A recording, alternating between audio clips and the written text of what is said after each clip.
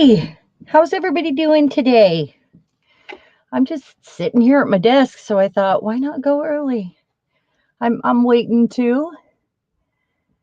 Oh, it is nice to have Chad. Hello, PM, Patricia, Mariah, Violet. I'll try not to yell because the camera's right in my face. Oh, I took some crazy video yesterday of our trip up the peninsula, and I haven't posted the videos yet, but they are stupid ridiculous. It's really hard to feed an animal with its head in the window. Hysterically and film at the same time. So bad video, unplanned, worth the watch though. Oh, hi Linda, how you doing? Thanks, Mariah. Thank you. And Patricia, I think probably Mariah, right? Hilarity. Oh my gosh. Seriously, there's some really hilarious videos because there are times where we both didn't know if we were recording or we thought we were recording, or because we thought it might be easier to record while we were feeding those animals. And we took the dog. So he actually was freaking out. He bit some noses, but not hard. I mean, he like was freaking out because their head was in our car. And the buffaloes. Hi, Teresa. How you doing? You little spitfire. I love it. Um, the buffaloes have these long, rough, gray, pointy tongues, and they stick their tongue in the window and wrap it around your hand, your arm, your camera. It was hilarious, really. It was the second time we've been there, and I end up feeling kind of sorry for the animals at times, but if any of you know the place I'm talking about, it's actually a rescue now, but originally it was built because that's where they trained the Disney animals, like Grizzly Adams bear and the chimpanzees and the all of those. They were Hollywood actors originally. I mean, they're not alive anymore, but so they had a lot of Hollywood props there that the animals would work with. They had trainers there, and the family that owned it eventually, when he died, it was sold, and Disney stopped training their animals there for whatever reason. It just, they weren't as popular anymore, and they could do things with computer and this and that. But they take in kind of rescues now. So it's like injured, or people had them illegally and tried to have them as pets. There's like packs of wolves and loads of bears, and the bears just kind of lay around all day and they wave for bread, but most of them were napping when we were there. I did get some cute footage of a bear playing. Oh, it was so cute. It was a lot of fun. So, um, hey Peg, how you doing? Hey Fran, I'm so glad you're all here. We're going to talk about anyway. Let's get to this part, because what I wanted to do a while back, I had talked about making oracle cards, and I love these cards, but I would love to make my own that aren't any specific sort of religious. They're just spiritual, they're positive, they make us happy, and these are really cool. So I take out 3 of them when I just need to pick me up and need to read something positive and feel good, and read them. So these are the 3 I chose today, and I'm going to read them to you. And then I'm going to talk about whether or not you guys let me know whether or not we should make our own cards like this, because I've started a deck for that purpose, and I wasn't sure if you guys would be interested as well. So and it could be something we make throughout the year. It wouldn't be something we could make all of them all at the same time right away. So hey Judy, how are you? I see everyone. Oh, Judy. Yes. So glad you're here. So let's start this off. I'm going to read these and then we're going to get to some color mixing. I just thought this is a great way to start. So my cards today were faith, right action, and divine flow. And faith says miraculously, amazingly, everything I need always comes. Love is opening me to receive beyond anything I imagine.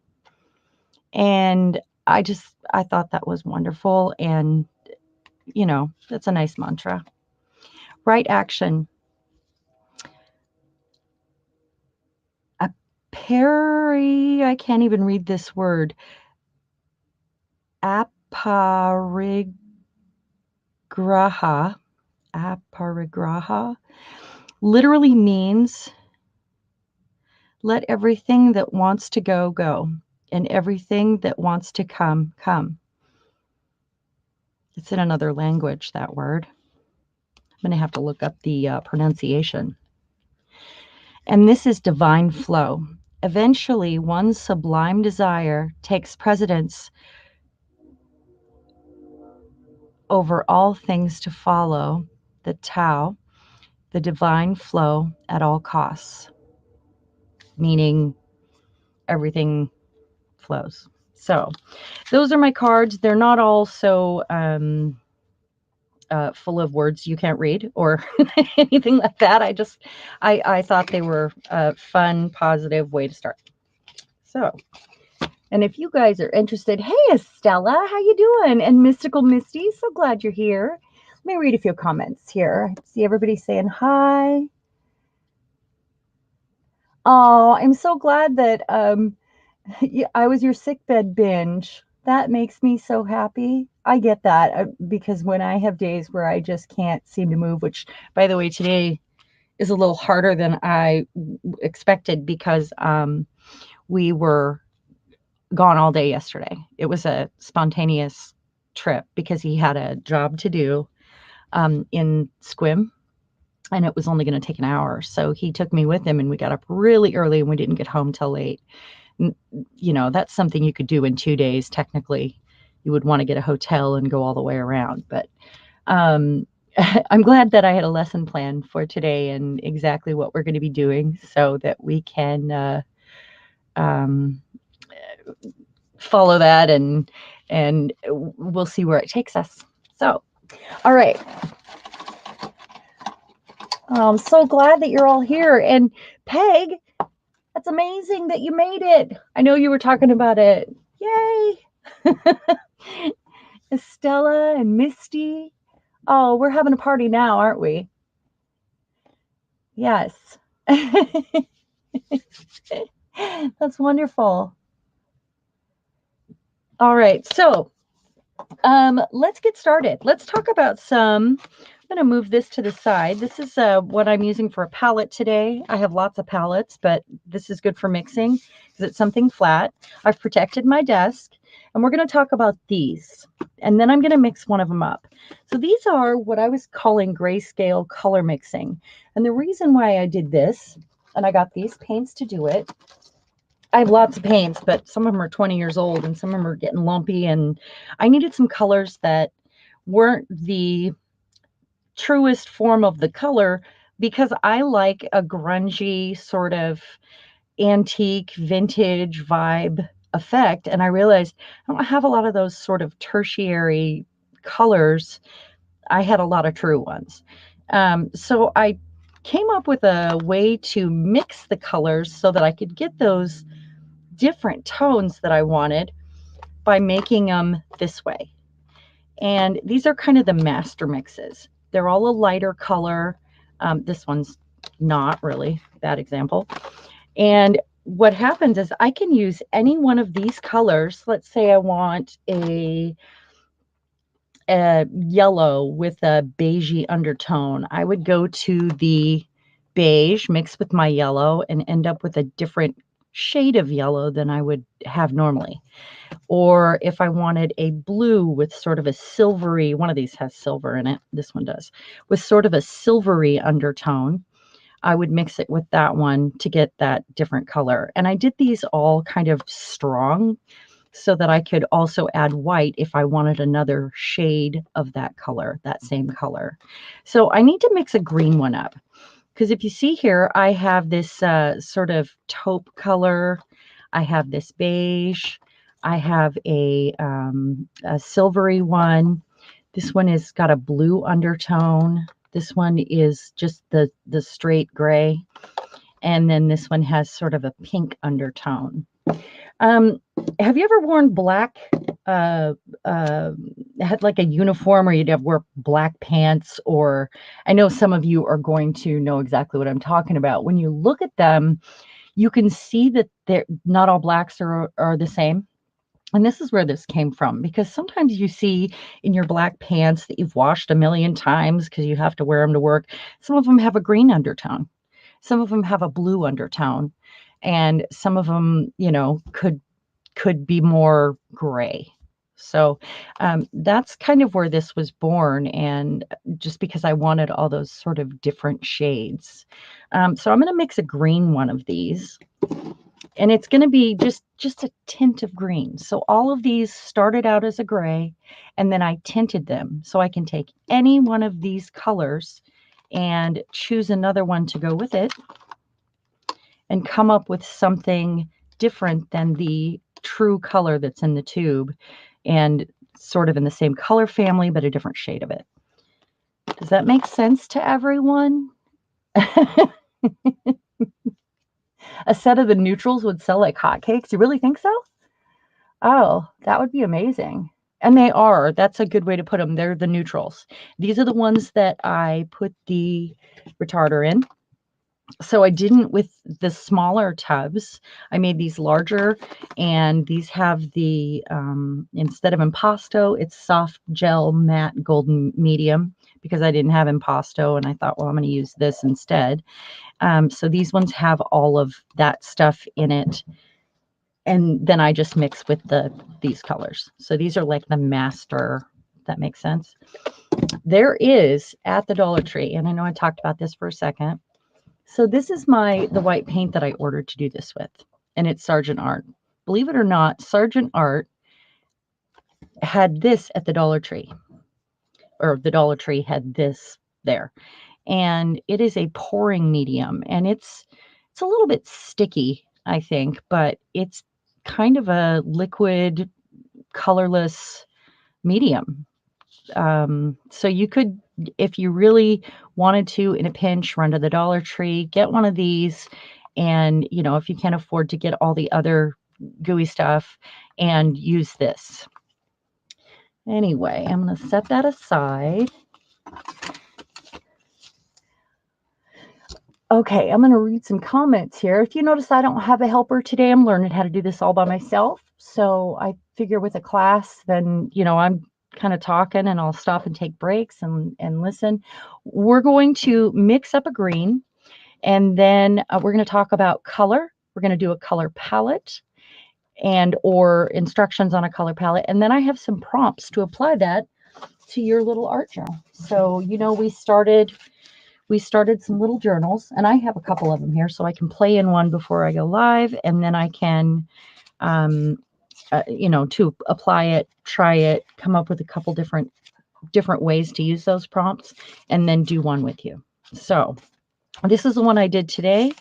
This was with the prompts, and I'm going to come up with a different version of that. So let's go with this.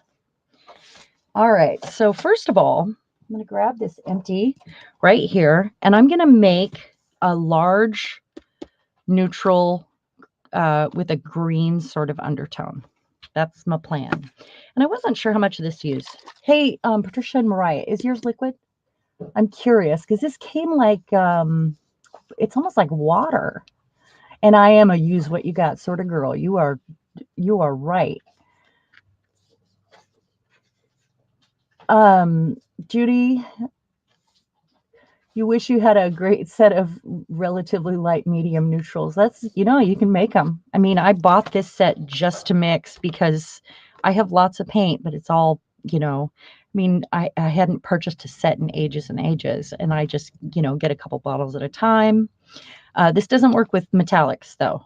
I have to tell you, anytime you mix a metallic with a white or with any of those other paint colors, you're gonna lose your metallic finish. You'll get a shade of paint, but it's just not going to be a metallic anymore.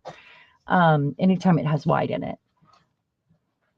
Oh, Margalo, I'm so glad you got your mail. And I know you're not on Facebook, so that makes it a little different. I, for a second, couldn't get a hold of you and then realized I had an email from you from an order a long time ago.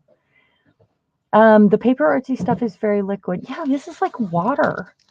And I do know that some of them are thicker because they come in the squeezy tubes like toothpaste. So yeah. How you doing? Anyway, Margalo, I didn't say hi. I just jumped right in there. Good to have you here, neighbor. She lives down the road from me. You're in Tootle, aren't you, Margalo? Tootle is actually, because I was looking at your address and I thought you were just a little farther away, closer to Portland. We drive through Tootle all the time, like going on a adventure. That's fun. Okay, so I'm out of these big jars. So I'm going to use this smaller one with the green undertone, but what I had done was use the smaller jars for my actual colors and the big ones for the pastel mixers. And I can use these like a paint too. This isn't just a mixer. I mean, these are the lighter shades of the colors that go with these. So, all right. So first of all, I want to add my liquid here. And I didn't know, hey Maggie, how are you? Good to have you here. Boy, we got lots of friends here today. I'm so happy. Hey, while you guys think about it, give me a thumbs up because that could help me out a lot. I'm glad you're here, all of you. I appreciate you. Okay, so I'm going to put a couple drops of this in here, about 5. And I don't know if that's the right amount. I've never actually used a retarder. I've always kind of just gone with the way the paint works and left it at that. All right, let's see if I can get this open. My husband's in the next room. Maybe he can help. Almost had you come open this for me. So this is the Golden Soft Gel Matte. And notice I have a giant thing. I also have the thicker one too. So I'm going to use a palette knife.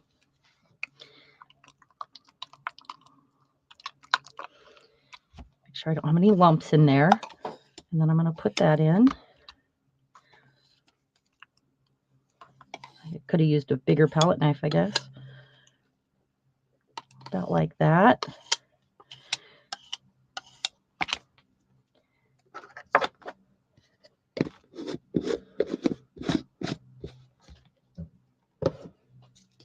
And I'm going to shake this one up.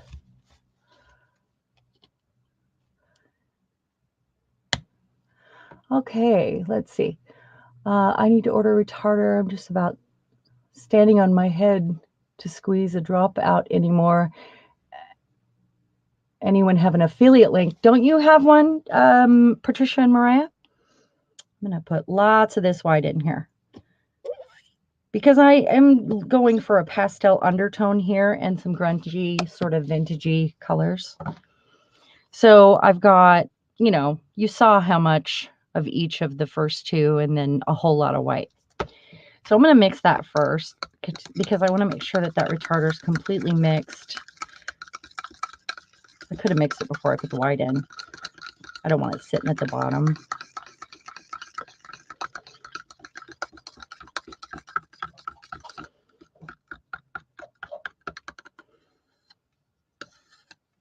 I love doing stuff like this because it's like always an experiment. I love mixing paints and finding new shades. Sometimes I feel like there aren't enough shades in the rainbow. All right, so now I'm going to choose a green to go in here because I'm looking for a green undertone for this. And I think, and I'm making all of these a little darker because then I can just add white to them to make a different shade when I do the final mix. Let's see. How about green light? I think we're going to go with this one right here. We're going to go with sap green or viridian. Well, we'll go sappy. So I just want the tiniest bit.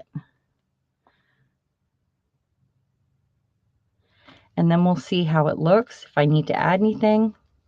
What I want to end up with here is a good green tint, but not necessarily green paint. It's not what I'm after. The lightest shade of green, but a nice green tint. So it might end up with a little bit of sepia to give it that vintagey vibe that I'm looking for. All of them, I think, got a little bit of like a sepia, or I have these liquids here. Oh my gosh. I have the golden, but you don't have to have these. I mean, you might not be going for a vintage vibe. Maybe you just want to do that. I mean, that is enough. I think it needs a little bit more green, and then we'll vintage it up so it goes with the palette. So a little bit more of this.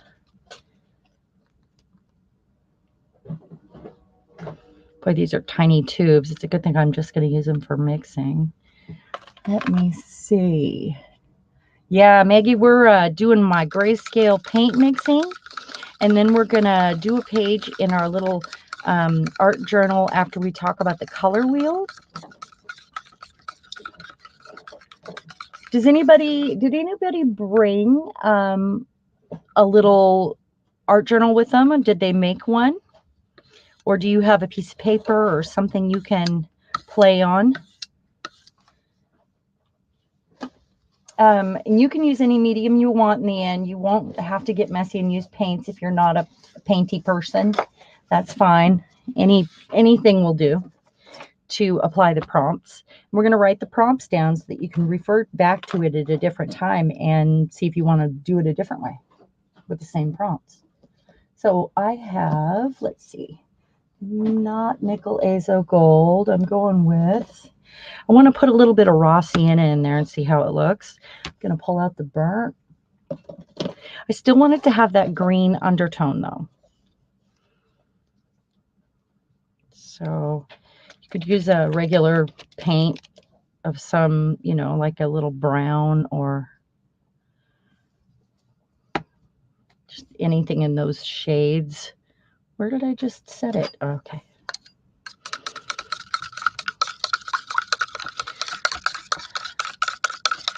Oh, I forgot to add my drop of black. Every one of those started with white and a drop of black. Have you guys ever tried to darken a paint up and a color up and added black, and you always get too much black? This also prevents that from happening, where you have more control over how much black is going into the color that you're mixing. Let me see. Let's find it.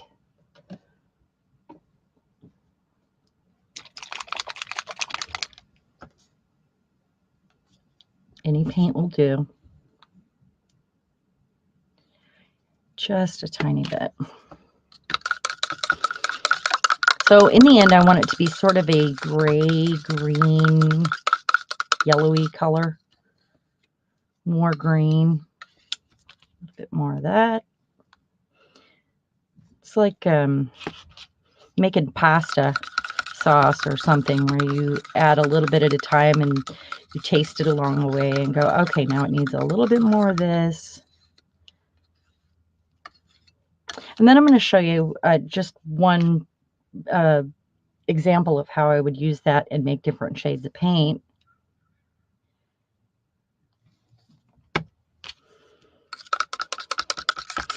A little bit at a time so I don't overdo it.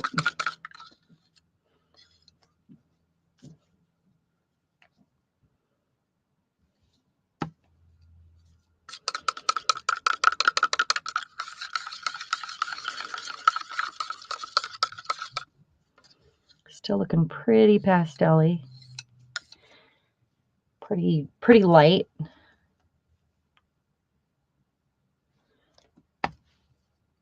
And maybe I will put a little bit of raw umber in there also. really vintage it up. Come on. Oh, there we go. Nope, clogged. Oh, come on. Oh, got it.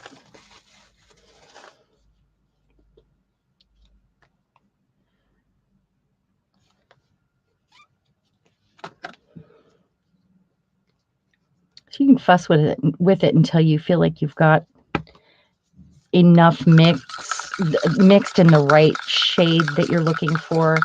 It doesn't have to be a grungy, vintagey color that I'm going for here. It could be a true pastel. This is just a good way to get your master mixes started. I'm thinking I'm liking that where it's at right now. It's got that greeny color. It's still a little light. Maybe it needs a little darkening up, but I think I'm about there. And it's definitely different than the ones I have. I don't know if you guys can see. Here, let's see that nice sort of sea foamy almost color there. A little bit darker.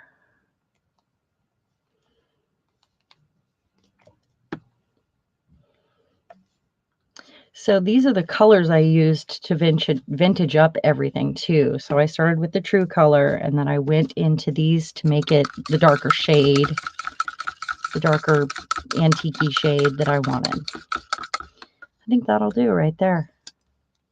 Just like that. Sometimes I just feel like there aren't enough paint colors. So this really filled in my gaps, I guess. Clean that off. All right, I'm going to read some comments. Hi, Candy. How you doing? Hi, Diane. How are you? Glad to have you here. Oh, yeah.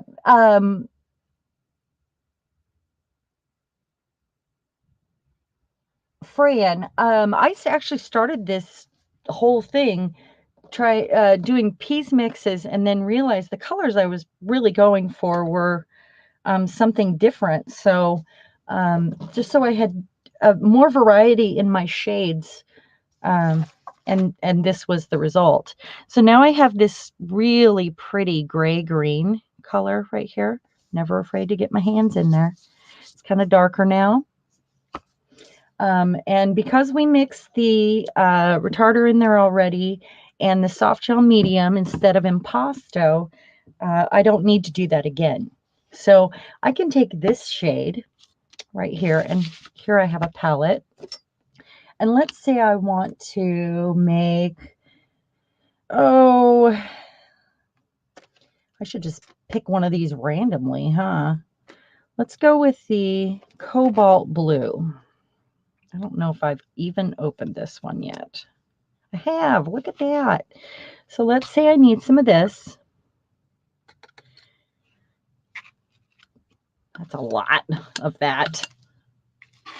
And I'm going to mix right here on the palette for a moment so you can see what I'm doing.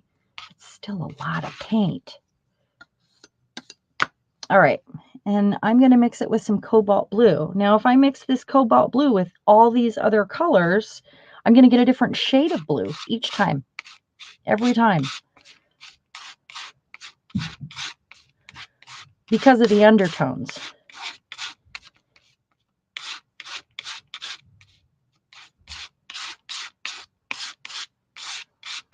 That's a nice color. So let's take another one of these colors over here. And I wrote these down instantly. I need to write them more legibly for a little book. So let's take this one with the red undertone that's sort of mauve-y. Oh, see if I can open it. All right. They always want their nose wiped, but I didn't. let's put that out here. Now let's mix that with a little cobalt. Just a minute and I'll catch up and chat too if we have any questions or anything. That was a lot of cobalt.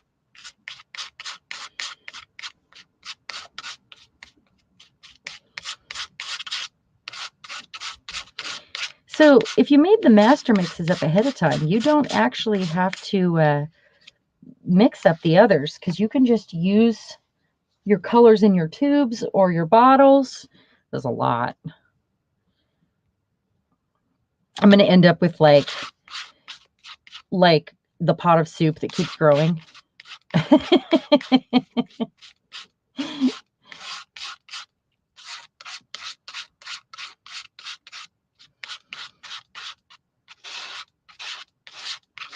So there's the completely different shades of that color made with the mixes. I don't know if you guys can see the difference on here. I hope so. Oh, I love being able to mix my own colors for sure. Yeah, and the point is to use up all those primary colors. If you don't, like me, I don't ever go for a straight red or straight blue, straight yellow. I want different variations of that color. And or if I'm looking for a different color, you know, because I'm just bored with what I'm looking at, I can have these variations of blue, say. And I really like that. All right, so let me put this in my little bucket over here. I'm going to put that aside. So also, this gives you the opportunity, if you mix these more intense in the first place, then you can add white to this and end up with all the different shades of that color.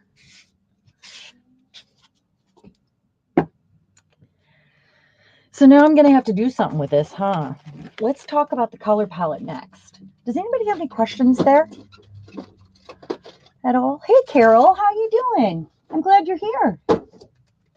Anybody have any questions? Let's set that aside.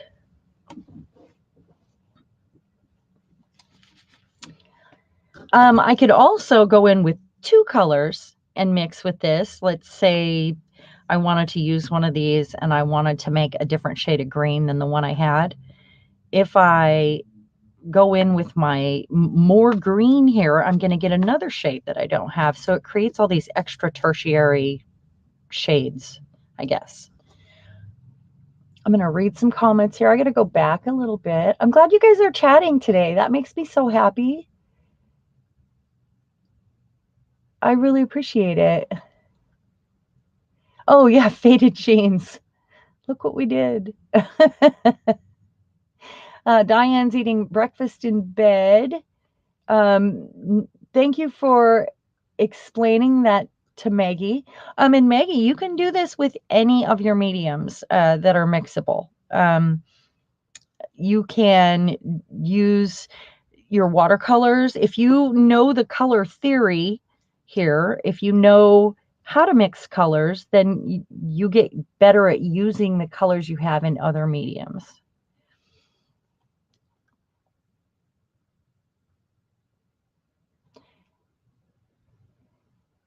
So glad you're all here. Okay. Diane, and having color mixed with color shift powders. Oh, absolutely.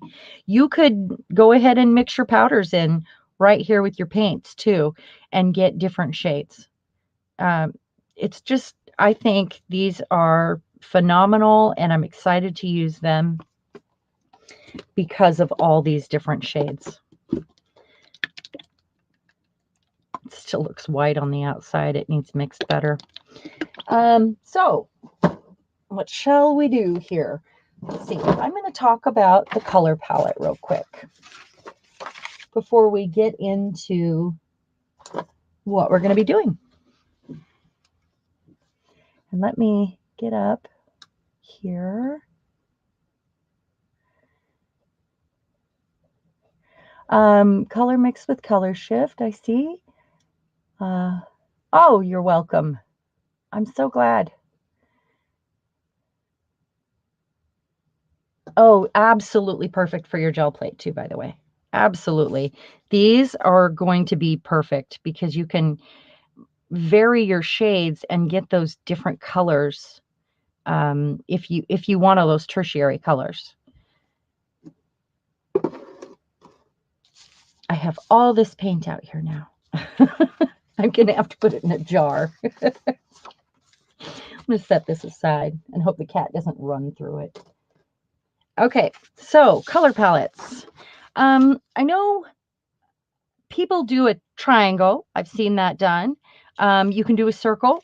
But learning about what's opposite on the color palette, if you have a wheel, will help you when you're creating art of any form. You could, I mean, even if it's just, say, some scrapbooking or any sort of mixed media, having those opposites in your pocket to draw from will create more visual impact in your art.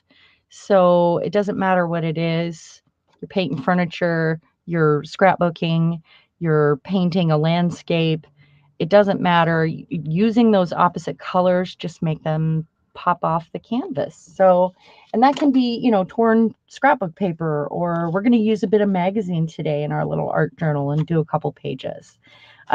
So I really recommend making a color wheel, and you can do them very different ways if you'd like. I couldn't find my spinny color wheel, so I actually grabbed, which I should have on hand, that's really dumb. I actually grabbed some watercolor markers and I just sketched out a quick, you know, like little circles, filled them in. With a color wheel, if you know how this works, you can apply this to everything you do. So looking for opposites on the color wheel would literally be what you see: blue and orange, yellow and purple, green and red, but all these colors in between are your secondary colors. And that would be your sort of plum color, your blue violet, your teal or turquoise, a yellow green, a lighter orange here, and so on. So, and then the colors that when you mix those together, what they make, those are your tertiaries. And those are the ones I generally, you know, am drawn to. And that's because they're kind of muddied up a little bit. Speaking of mud, all the shades of brown that you get, that would be by mixing together your opposites on the color palette. So, and they'll all come up with a different shade of brown also. So if you mix red and green, if you mix, you get brown.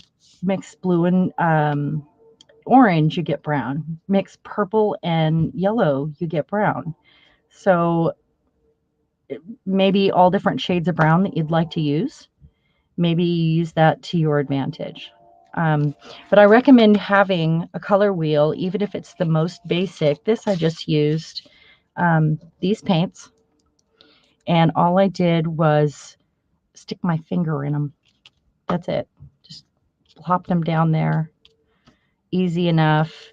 Here's an actual color palette, and this is a watercolor marker. I started with that and realized it wasn't going to color on it because it's a paint palette. And that is a really professional way to make a color palette. Just, you know, start tracing out some circles, make some lines. So if you don't have a color palette, I really recommend making one or buying one or whatever you need to do to get yourself a color palette. It is kind of fun to make one with the colors that you have. Yeah, triangle people.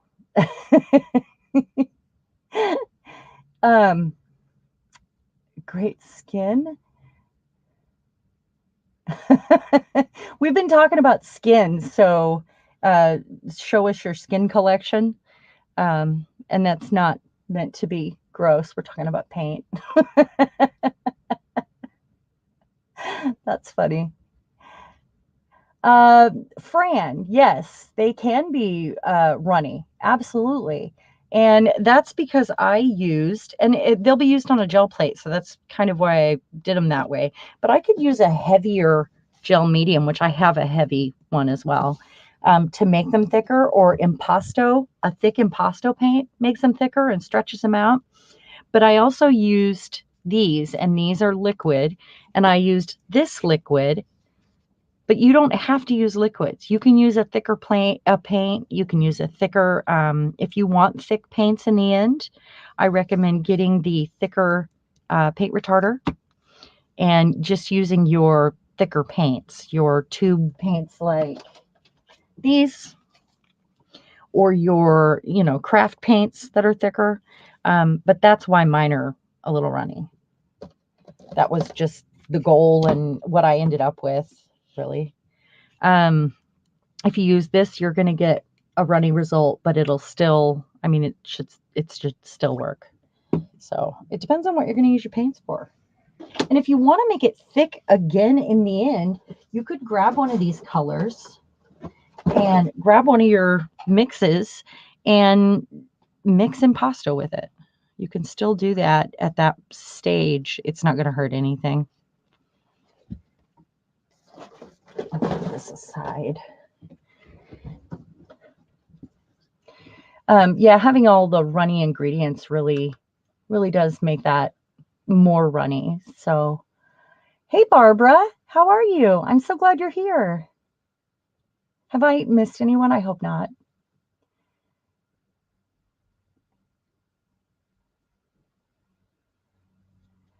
Oh, yeah, Fran, I just runny because they're for the gel plate and because of the stuff I used. And honestly, I didn't know this was going to come like water. I had no idea. Um, but that's okay. I'm all right with that because I can thicken them up at any time. It's like adding flour to gravy with some thick impasto or molding paste or light and fluffy or any of the things I want to add to it. All right, so make a color palette. That's the goal. And just so you know, and then you can swatch out your colors that you make with a color palette. You can, like this one right here is these. And these are all metallics. And they come in a full rainbow when you get them. And I thought, well, I could even do a color palette with those using the opposites, just the same. And, starting with your red, your blue, and your yellow, and the closest to them to make that sort of, it's like a rainbow.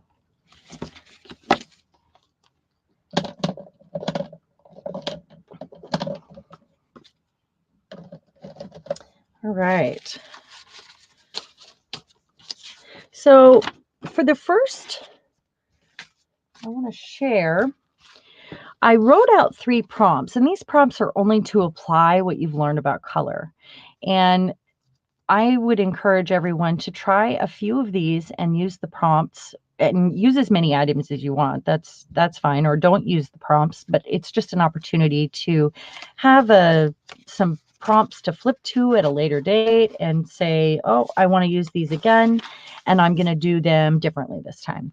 And when you end up filling up your little book, you'll have a handful of prompts that you can remake over and over again. When you're bored or want to do a page in your art journal, say your big art journal, you take it out, then you can take out your little book, flip to a page, and say, oh, I'm going to use those. So, and what I did here, because I tend to forget to put a piece of paper under, I decided to do the color palette on there. And that's a great way to keep that in your art journal. Always remember to have your page and have your, palette handy just in case you want to look at it or, kind of get a feel for a different color. Oh, bye, Misty. Thank you so much for coming. Are you leaving us? Oh, the humidity. I live in Washington State. It is very, very damp here most of the time. Washington. I'm about 2 hours from Portland. So it's, it's humid. It's not always humid, but we do live in a green state, and I love it. Love, love, love it. I don't know if you saw the pictures yesterday, but some of them. We drove all the way up the peninsula and to where we could see Canada. That was kind of cool over the water. All right, so the prompts that I did. Oh, I want that back. And we're going to do in our little book. You could always just write these down on a card too if you just want to flip through and, find some prompts for the day. But I did one here. And in the last one we did circles. Let's see. We did circles, monochromatic, and some book page or text. And I ended up doing 3 of those, I think. Here we go. There's one. And some of you saw the pictures. There's another one. I love this little monkey. I don't think I've ever used a monkey in any of the things I've done, and he's pretty awesome. Okay, so I did all of those, and this one is for today. We are going to use circles again because we're going to do dots or rings or a stencil with circles, and a magazine, whether it's the focal point or some text that you rip out or a background of some sort in it. And you can use any mediums to do this at all. But complementary colors, that's what we're applying.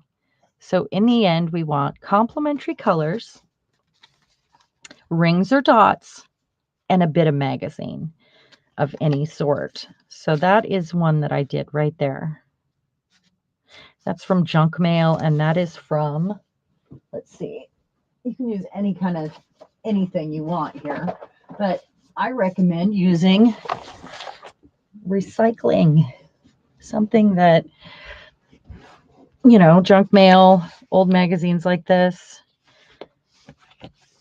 I might pull something out of this one today because I think I want something in black and white so I can really use those complementary colors. But I'll do a few of them.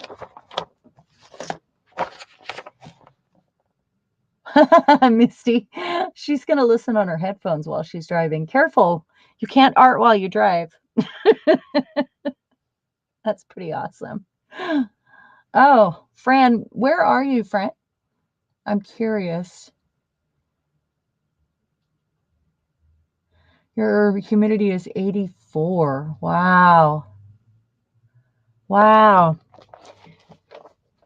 All right, so I'm going to get the color down first, and then I'm going to pick out my magazine piece first.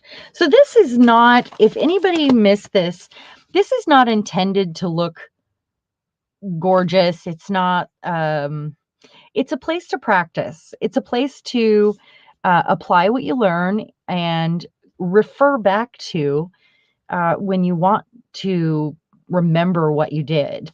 So it doesn't have to be gorgeous, just applying the prompts at that point. Just, so because it's little, we're going to fill it up quick. It's not like a large art journal that you might put more detail in. You can, though. I mean, that's totally up to you. I just didn't want it to be overwhelming. It's more of a learning journal, which is why it's a class. So maybe I'll pick something out of here first, and then I'll decide what stencil to use or what I want to have around it. And I just want something small. And what colors should we do? So I love these magazines. They're so good. She's good. I'll just find something quick here. How about this girl here? I like her, and I probably won't use the cartoons, so that works fine. So I'm just going to do this. This is from this one is 1960. 17 magazine. And I do have a few more of these in my Etsy shop.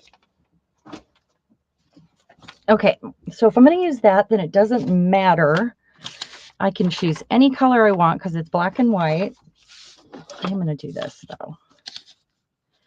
It's a diet thing.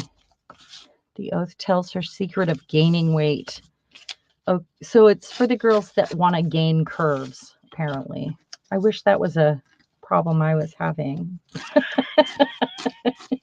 I'm definitely not having that problem. Friends in the UK. Where at? In the UK? In Essex. Which is that central, north, south? I don't even know.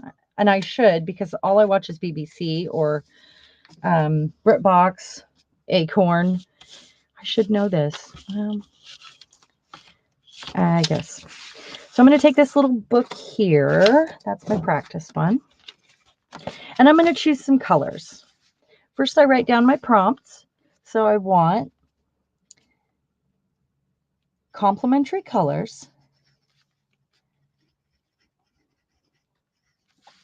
I want to use rings or dots or circles. And a magazine. So I'm going to go to my color wheel and decide what those complementary colors might be.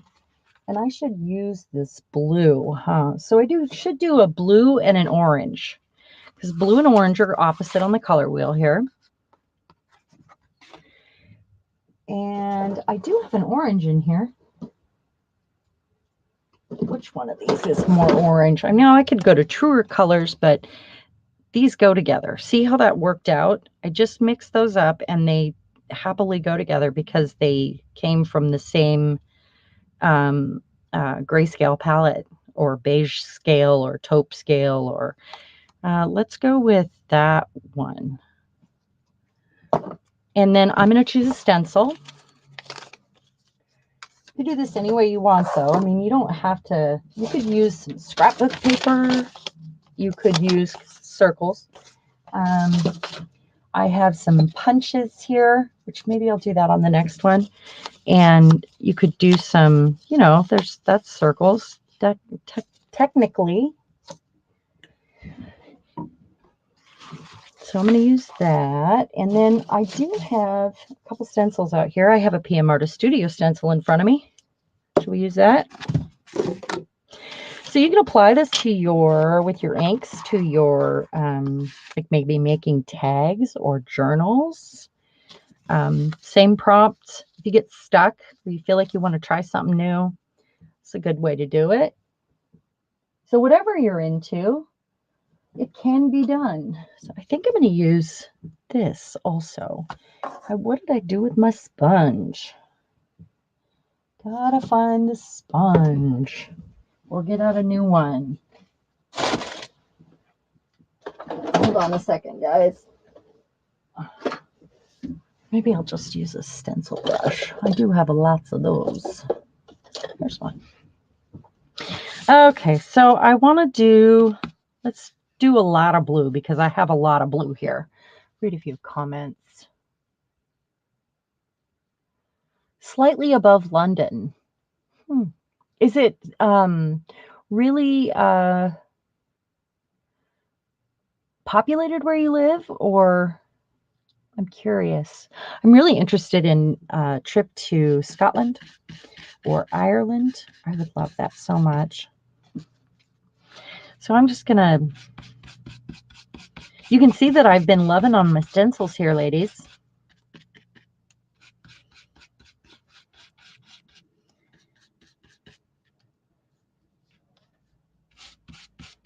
So I'll use both these shades. Why not? Oh, you know what I did? Forgot to do this. I always forget. I don't want to goober up the edges. I don't know where I had that. Doesn't matter.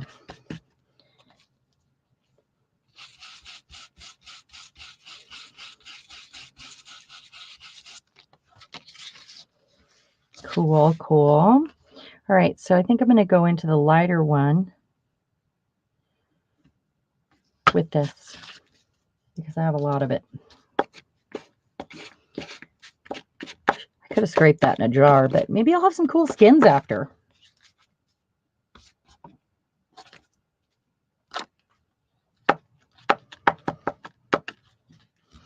Good old tape roll.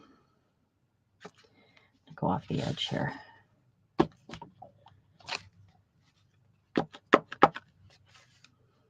One more time, because why not? All right.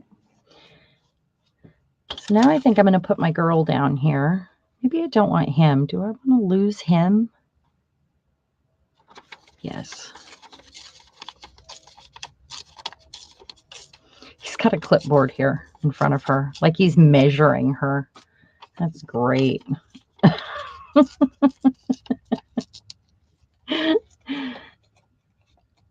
That's pretty funny. And maybe I'll find something else in orange.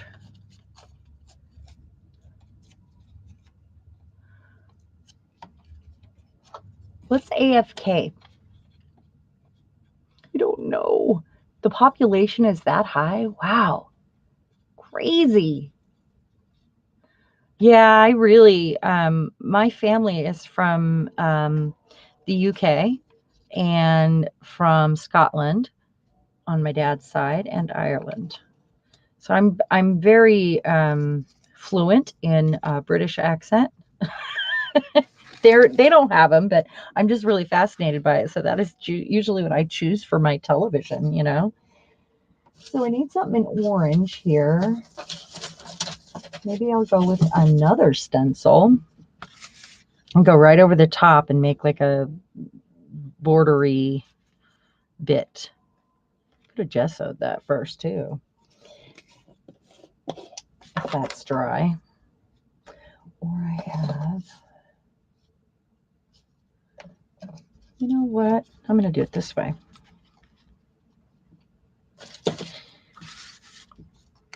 I'm going to paint some circles. Just 3, because it got to be uneven, right? 3 little mixed media circles here. Got that one, that one, that one. So I have 3 different sizes. Try the stencil brush.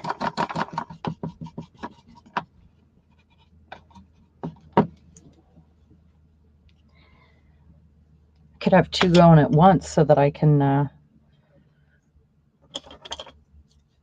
have one drying. Sorry, guys. Using the impasto or the golden medium, because they generally dry clear. So you're going to get a more sheer color also. You could find ways using the same techniques and colors to make an opaque color that is not sheer.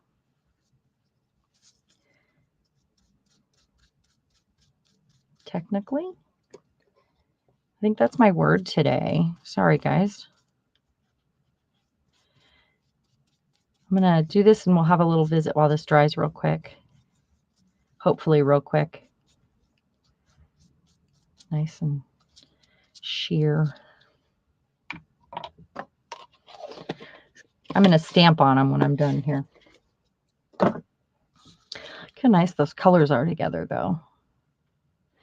It's almost a rust. I could almost have a more teal color there. But the point is to practice using and having impact using colors opposite on the color chart, on the color wheel.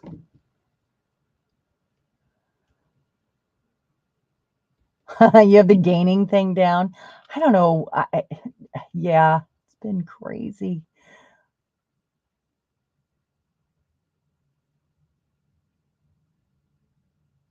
Your house is in the country in a small village. That's a small village?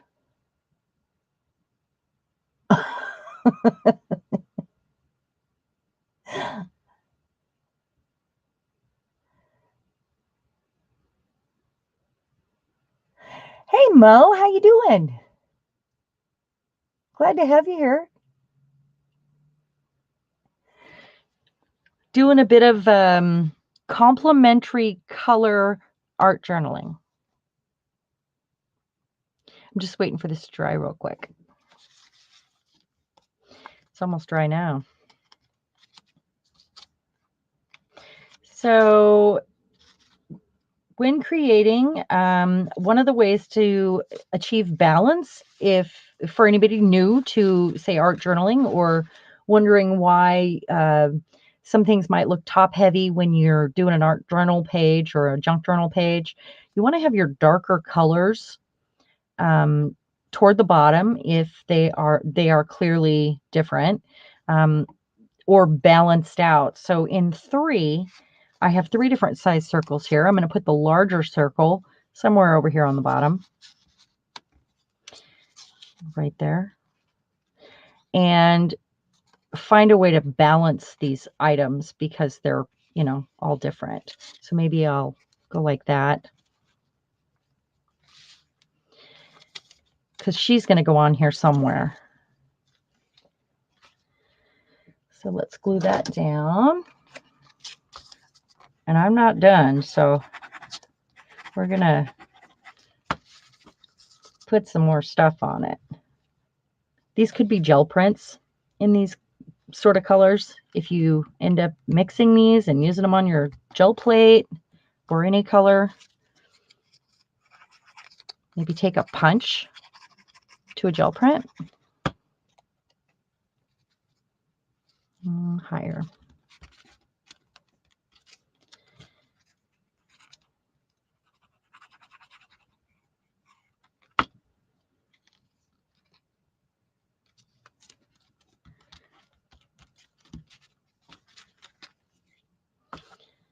Oh, I should have stamped on them first. That was silly.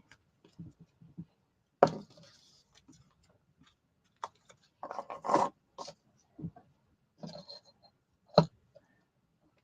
see.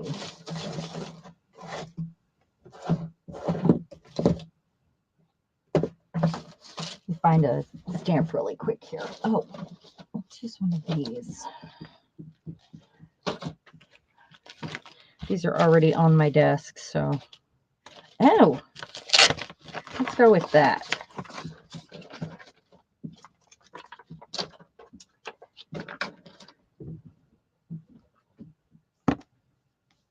I really like this new set.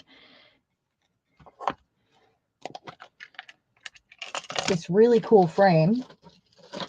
And it's got the star in the middle. It's pretty nifty.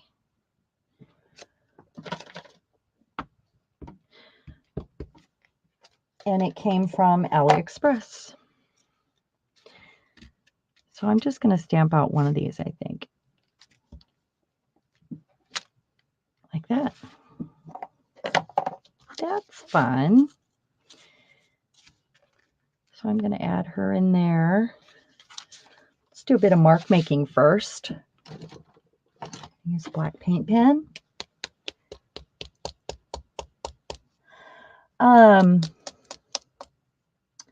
Just saw the clip of a drag race and thought of you. Ah, thanks. Yeah, I've been on a couple cruises with RuPaul's Drag Race. It's fun, and I don't mind at all that you see a drag queen and think of me. I actually have done some of the makeup for charity locally here. It was a bunch of bearded men, so I had to flock all their beards. It was pretty funny. They refused to shave their beard and mustache, like old guys. It was pretty funny.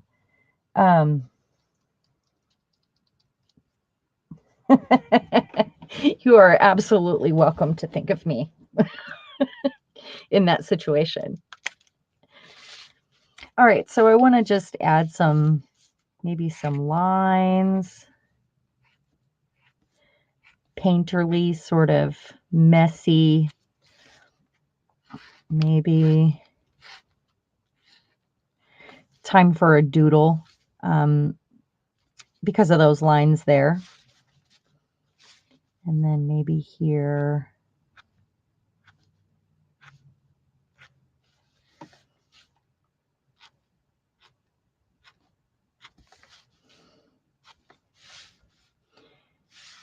Maybe some stars because there's a star there.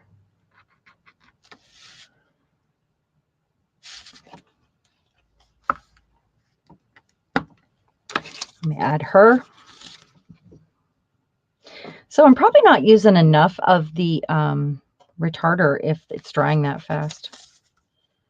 I wasn't sure how much to use.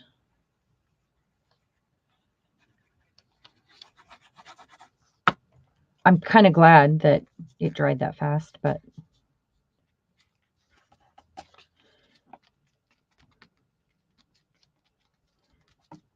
she's cute. I think she should be holding something. I was using charcoal earlier and it's all over me. I had it all over my desk. I had to get a new piece of paper out. I love charcoal, but it is so messy. It's terrible. So I've got my circles. I've got my opposites on the color wheel. I'm going to add some more doodly bits, I think. I'm going to go like this. And I'll probably go in there with my Stabilo.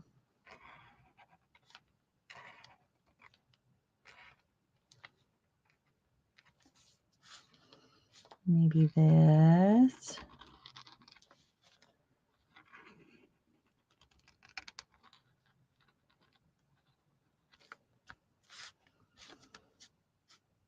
I think it needs some sort of word right here, which I probably can just grab from that junk mail I brought up. Let's find out.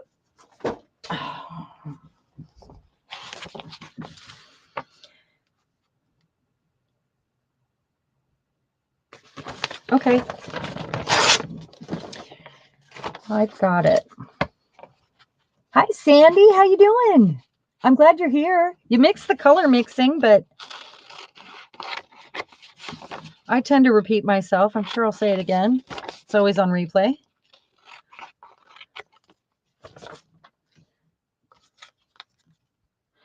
So it is so nice out here today. Is it really nice out everywhere else? I'm curious because I know that it felt like spring out here today.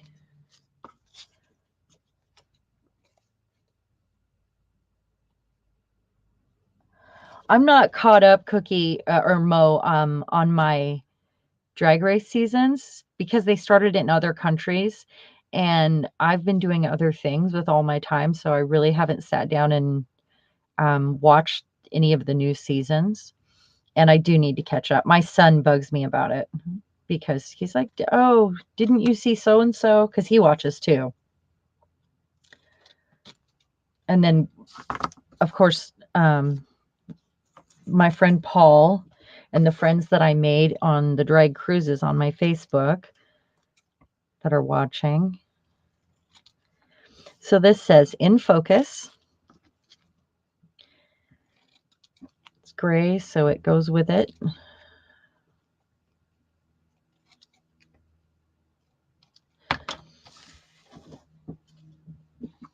So arts in focus.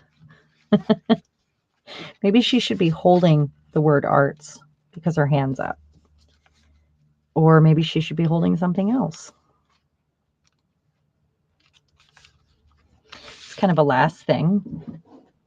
Let's see.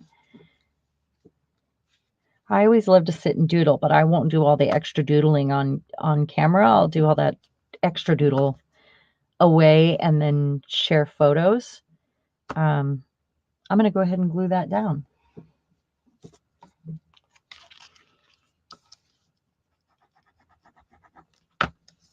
Ah, I'm wearing it.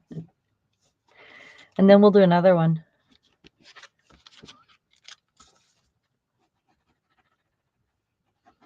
This time we'll use a bit of scrapbook paper. That one I shared.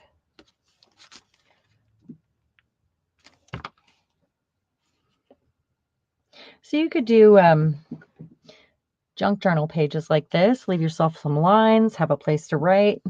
That's fun.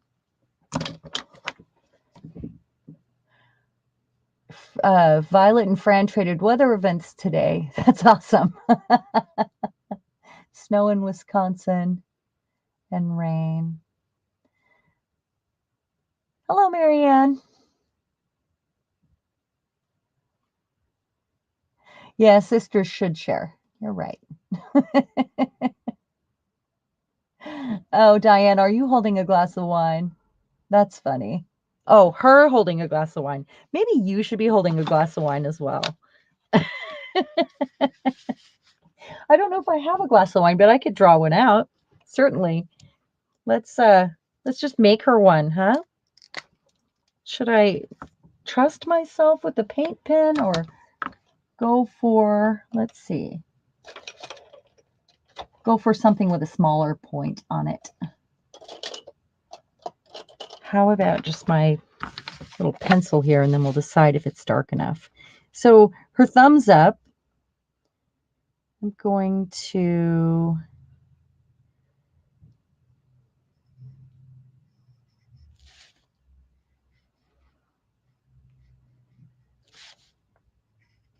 big wine glass. Lips.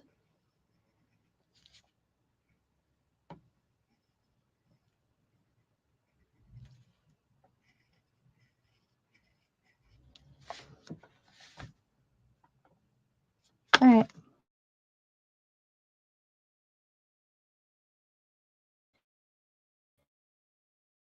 Small. I don't know if that'll write on the paint.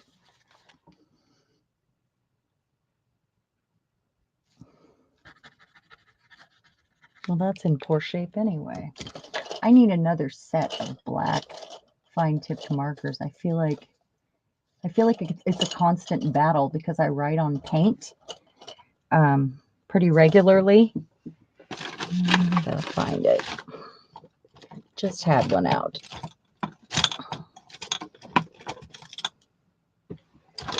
Sorry, Ash. Let's use this.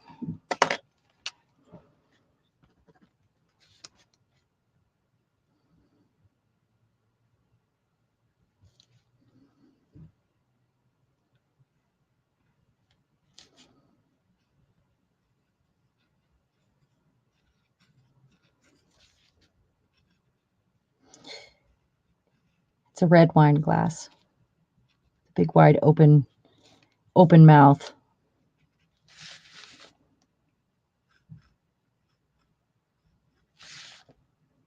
Or a goblet.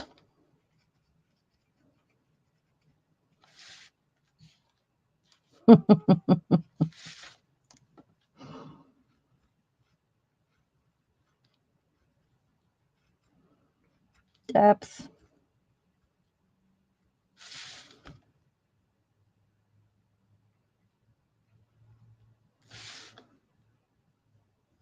There we go. Now she's got a wine glass. It's not very exciting, but it's there.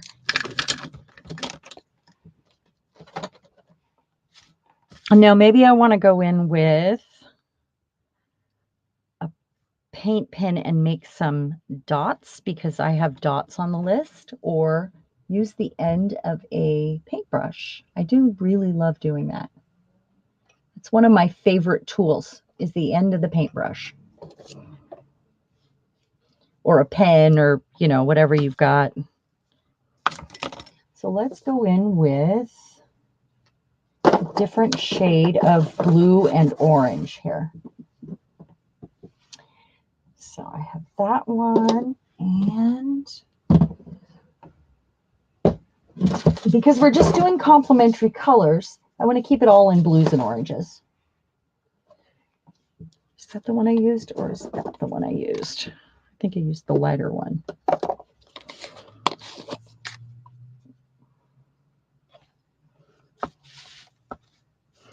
So maybe I go around this corner. I know you guys have seen me do all of these things before, but maybe a grouping of 3. Maybe dots all the way down here.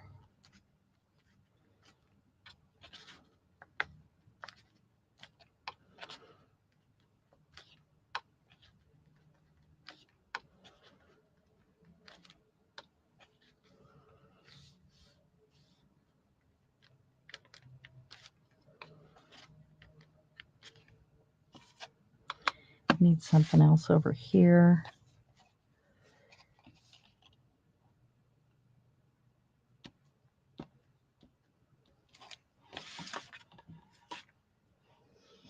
Wipe that off. I don't want paint everywhere. I don't know about you guys, but I'm pretty messy. I wear my paint a lot. I'm usually covered. All right, so I'm going to let this one dry before I do anything else to it. And then I'm going to pull out another one. So let's pull my little page away. Let's try to make this one a little prettier.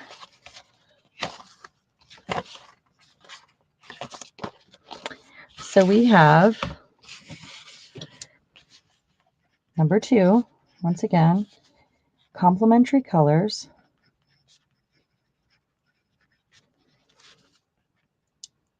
circles or dots, and something from a magazine.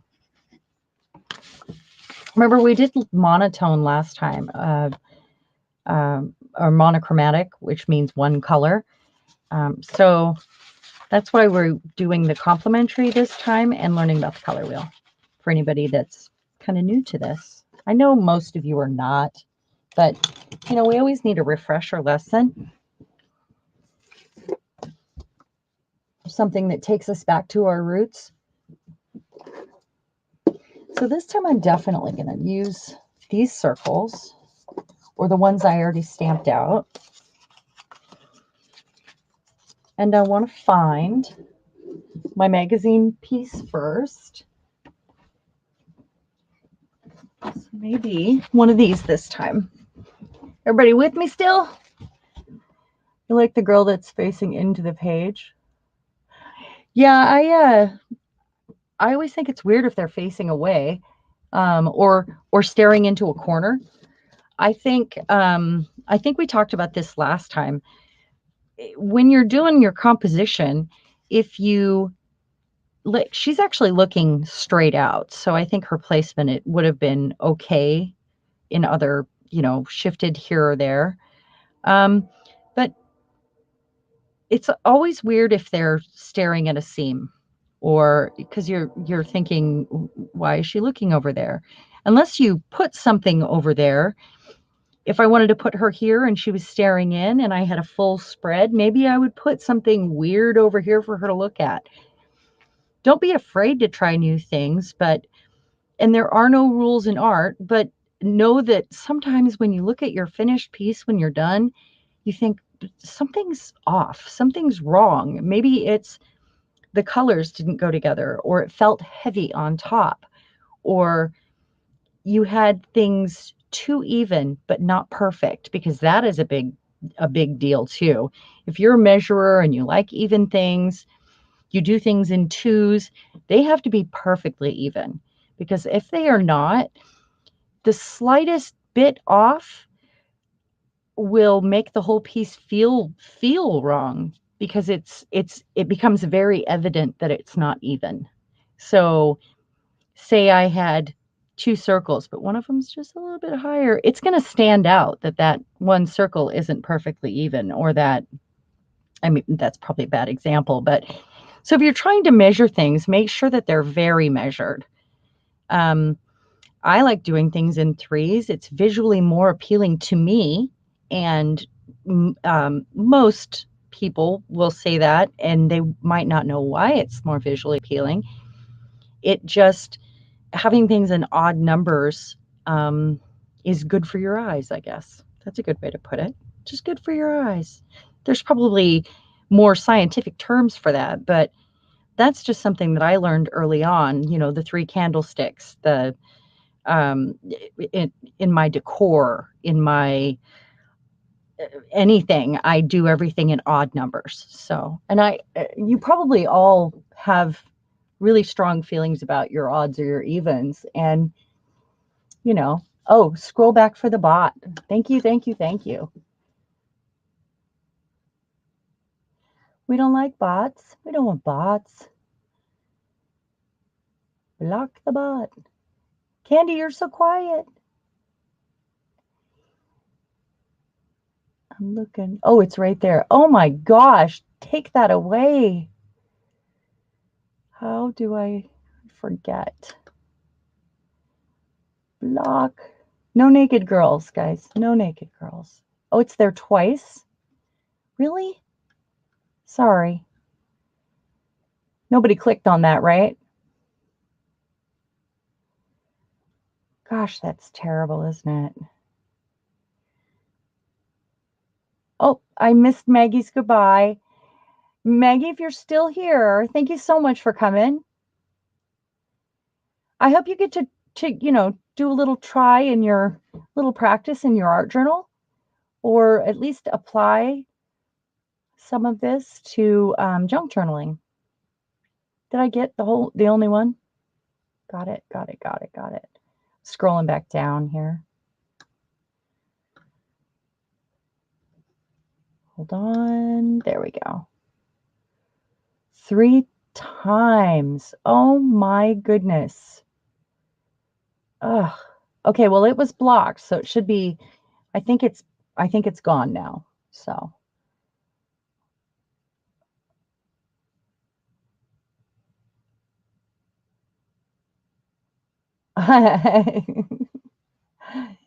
I'm just seeing Diane's comment about not even involving alcohol. Look at 307. How did I miss that? So if I leave it there and I don't do something about it right away, what happens? Does it just keep showing up? Because I think it was the same one. Blocking one time should take them all away, right?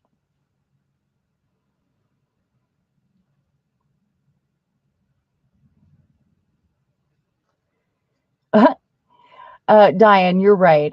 3 socks would not do me any good. But I only need 1 bra on, so, you know. All right, so let's see. Let's find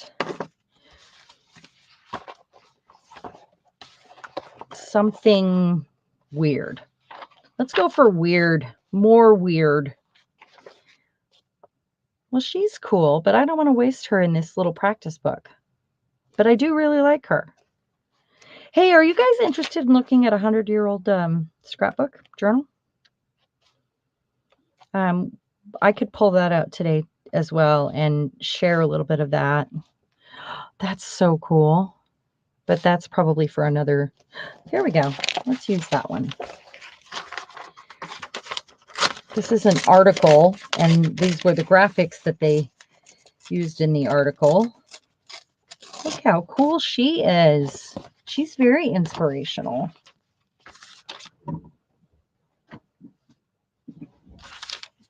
All right, let's see.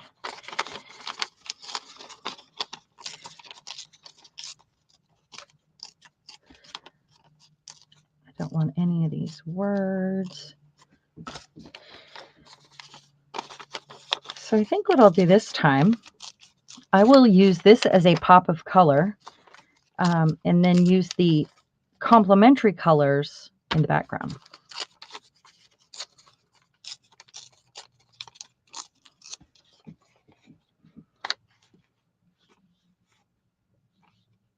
I hate the shape of that. That's really cool. It's very inspirational, isn't it? Using a bit from a magazine like this can sometimes alter, the whole feeling and the extent of the art, or the abstract parts of it. And I like to do things opposite, but that really creates an abstract feeling. So I definitely will enjoy making it more weird, I guess, is what I'm saying. So if we go with red, back to our, so red, the opposite is green. And that is a little bit lighter. It's almost got a pink tone. Almost. So I could use sort of if it's a little bit more on the pink side, then I can use a little bit lighter green for that if you go opposite. And that's how you use that. So I'm going to use, let me find this here. How about that one right there? That's nice, isn't it? I didn't do gesso last time first, and I really need to. I have a gesso secret too. Right here. So this gesso was almost gone, and I got a new one. And because I do a lot of vintagey colors, and this one was really thick, and it's just at the very end, I put a little bit of raw umber in here. So I have this gesso that's a beigey color, actually, in the end, and I really like it. It creates that vintage background from the very beginning that I'm going for, which is not what I'm going for right here. But let's see if I can get this open. Hey, Misty, we're so glad you're back. We're just playing in this little art prompt lesson journal. Get all this stuff out of my way here. And we know we're using that. I'm going to move this. It's really in the way. Find my brush. This one.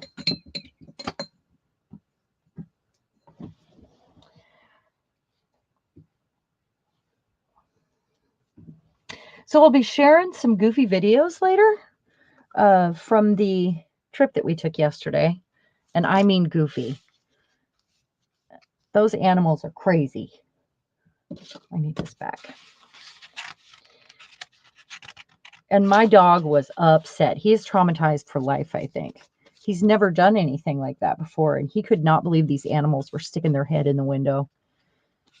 He nipped at a few of them, their tongues or their noses, and they didn't even seem to care. The elk were a little funny, but they came back for the bread, so.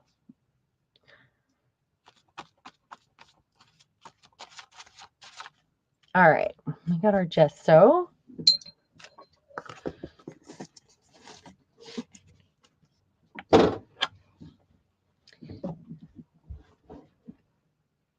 I wonder if I should find, because I bet I have some a gel print with this on it to add to that. That would be kind of cool.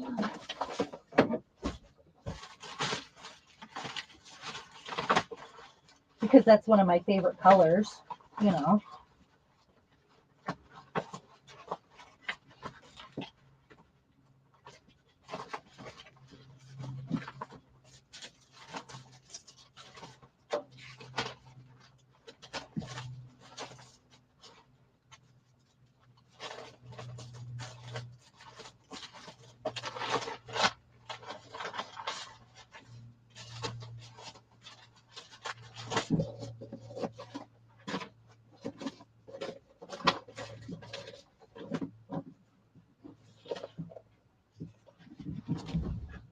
How about this? How about a nice background here?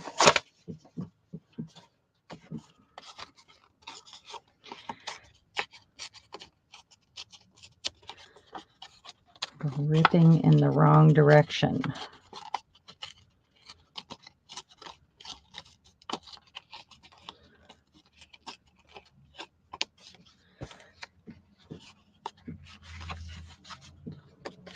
Almost dry. If I don't get goobers on it. I find that if my desk is messy like this, my hands are messy, then I'm at my happiest. Don't you? Does everyone else feel that way?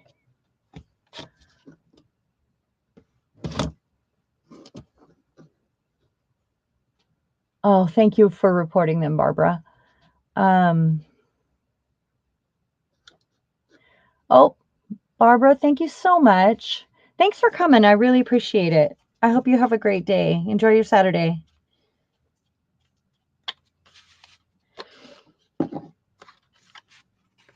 So the darker It's darker on this side, but it feels heavier. And, you know, so I'm going to lay that on there. Do I hate that? I might hate that. No, I guess it's all right. Why not? We'll go with it. So I'm going to grab another stencil this time, a different one. How about...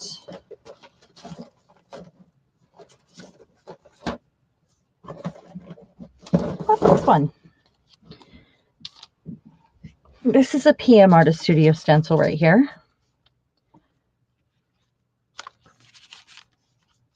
So I'm going to go from the seam. You guys know that if you don't like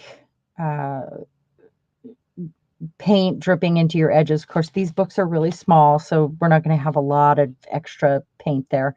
You can put tape or decoupage paper over your edges.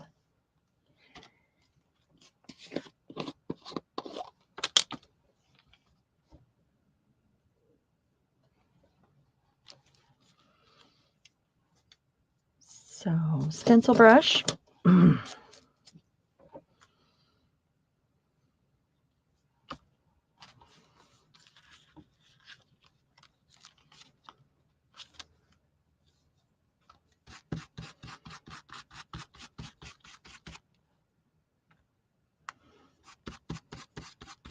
So tell me, guys, are you interested in making the oracle cards?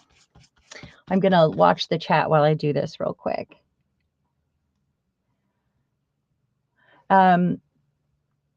Yes, Misty, I'm so glad you like getting messy too. And I know Patricia likes getting messy. Misty, you sound like a PM Artist Studio. The messy and the non-messy. The messy and the organizer. Yeah, it is frustrating when we can't find things, isn't it?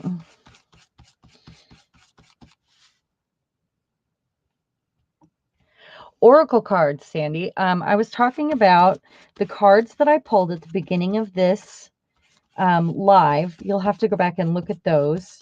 I'm kind of thinking, and I've been thinking for a while, that I'd like to make them. I've been, since before Christmas, it's been kind of a thought. The reason why, they're just like positive and happy. It's not, we're not worshiping witchcraft or anything weird like that. It's just the name of the card. They could be called something else if somebody doesn't like that, like positivity cards or good day cards, or I'm sure we could come up with some other name. All right, I'm going to leave it at that. That's good. Ooh. And then maybe I want to see how that's going to look. Or without that. You know, we're going to go without that. I want to stamp over this, though. I want to find one of my background stamps here. That one. I have this little box that I keep some background stamps in. I'll just use one of those.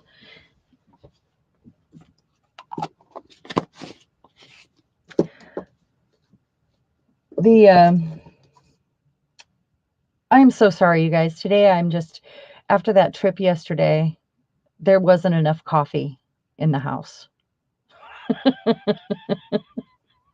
There's not enough coffee on the planet today. My high energy is not so, it's not so high today, and my words escape me.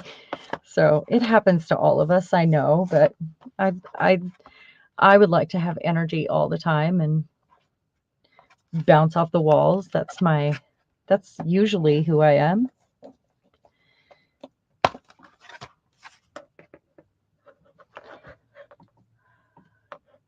You think you're a mix of both? You see that? Um, insane in the membrane. Yes. Happy till everything topples on the floor and then I'm unhappy. Oh, I hear that. Um, my art studio's in my, it's upstairs and it's an attic space with curved walls. And I have very little, I mean, I can't put like tall shelves in because they won't fit. There's no, it's a long room with short walls on both sides. So I don't really have a lot of height sort of space. And I've had to come up with really clever ways to fit everything in here. And people walk in and go, "Oh, you don't have any stuff," you know?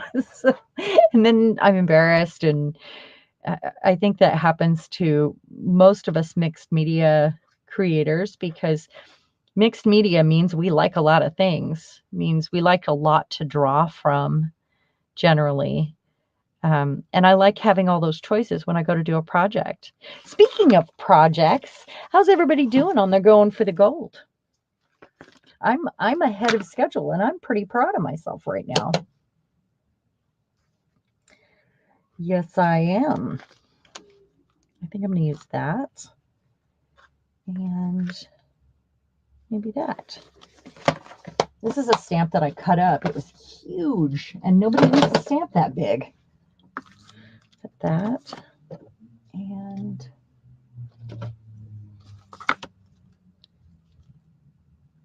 it's a really abstract one. I like it. Come on. I'm not using the drawing tool. Uh-oh. Let's see here. Estella! Yes, I think, and here's what I'm talking about right here. Because I got these, and these were not cheap, and they have all these great bits of artwork on them, but they have really happy, positive, life-affirming, sort of therapeutic things. And for anybody that doesn't know, I did make an announcement in my last live. I have been taking classes for art therapy, to teach art therapy. And that's something I'm going to be offering to my friends. And I'm almost done with it. I didn't want to tell anybody until I was closer to done. That's why I'm just starting to announce it. But it's something I feel like we could all use. And these are something that I've enjoyed. If I'm having a bad day, I've come up here, sat at my desk, pulled out 3 cards or 5 cards. I don't know how many you're supposed to pull out. Some days you need 5, right? And decided, you know, that would cheer me up or make me focus on something else. And I think we're all a little tortured as artists, aren't we? Don't we all have stuff going on in our head? And that's why we create and why it's in our soul. Um, I think it's really healthy art and we all need it. If we're creative people and we don't get that release, it really, I know it hurts me. The headpiece needs inking. I'm hoping to be able to join in before it's all over. Oh, I hope you get to do this. This is fun. I mean, and the goal isn't to make it beautiful. It's to have these to draw from and apply the lesson. So about color. Oh, yeah. Cool. I'm really excited to see everybody's going for the gold. It's going to be a lot of fun. Hello, Michelle. Glad to have you here. You're waiting for a delivery. I see that. Um, and Sandy, are you doing you're doing the going for the gold on uh, the Facebook group, right? Oh, you like positive. That's what you're talking about. Oh, yeah. We all need it. The world is, oh, there's a lot of stuff going on, and I'd like to stay blind to it all and just sit here at my desk. I don't know about you guys. I realize I can't, but it would be really healthy for all of us to feel happier, whether we're joining in on the art therapy or the oracle cards. I just think it'll be really fun, and positive. All right, so I'm going to stamp on this. I've got my stays on here. I've got these really cool stamps that I cut up. I might need this. I've got this little mat here.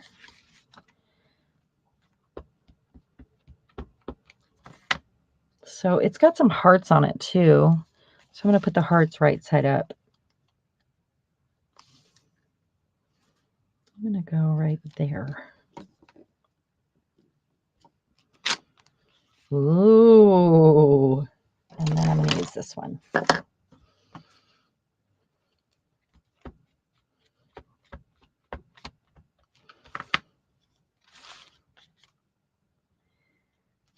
not going to like that straight line.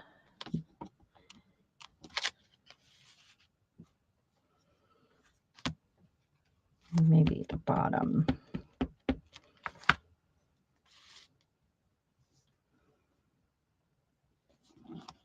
So my dog was so worn out that he has hardly left the couch today. All he's doing is sleeping.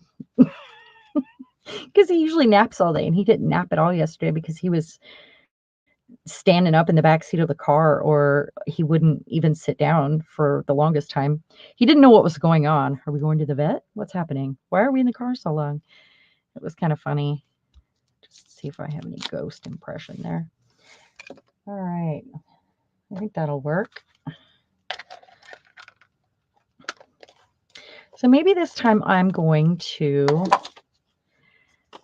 find a red here or something in that opposite, either green or red, and do some splatters.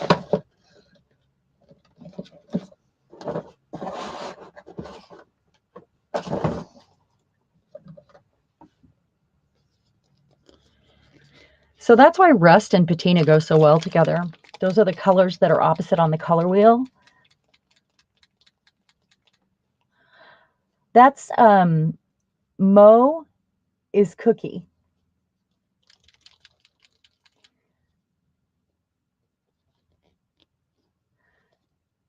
Oh, yes, Misty. It is so hard if you don't get that creative time. And the further you get away from it, the more depressed you get and the harder it is to get back for some reason. It's just, you forget to practice that happiness. And art is happiness for me. Or art is a way for me to release emotions that aren't necessarily happy, a way to get that out. That's why art is subjective, because when we go to a gallery, we can all look at the same piece and everybody can get a different feeling from it. Not just the artist's intended feeling or the feeling that they had while it was happening, while they were creating it, but we draw from the experiences in our life. I want to see if this is going to be okay. Yeah. All right, so I don't want to stick my finger in that, so I just kind of want something to flick it with. This one. Whoa, that's a lot of paint.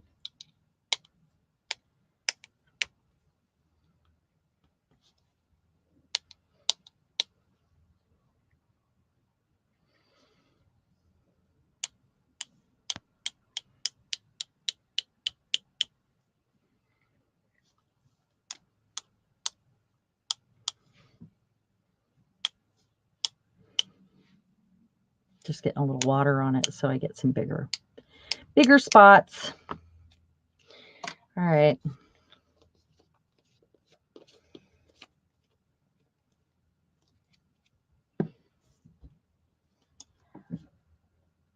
You can use your talk to text. Sometimes I lose the voice, the volume on the video, but I've been finding that it's easier for me to use the talk to text to keep up during other lives. Oh, I was supposed to take that away. Now I have paint on it.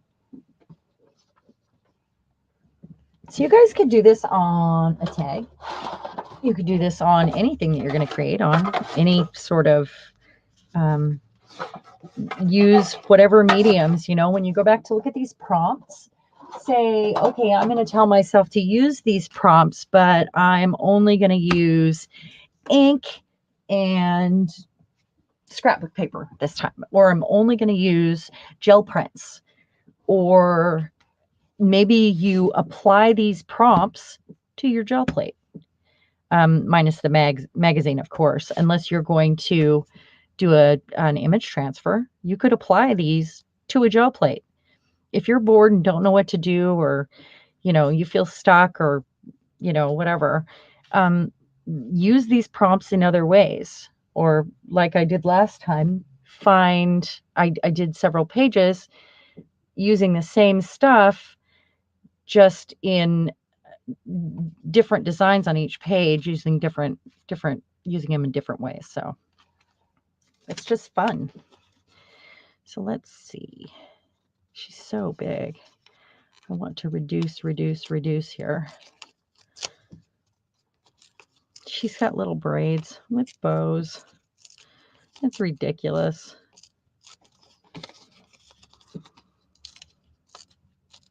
Oh, there goes the tip of her nose. It's okay, I can draw it back in.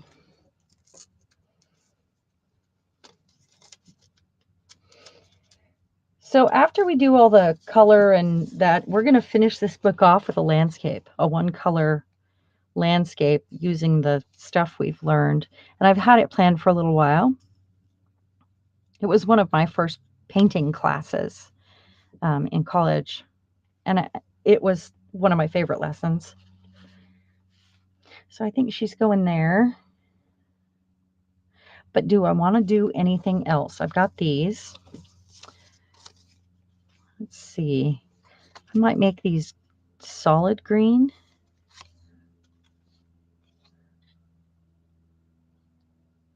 Or more red. And this time I'm going to reach for ink, because mixed media. Right, guys? Mixed media. Let's see. I know I have an orange. Not ripe persimmon. I don't know if that'll go, but I'll try it. And then I have another one. I have no idea. Oh, I'll use that one, maybe.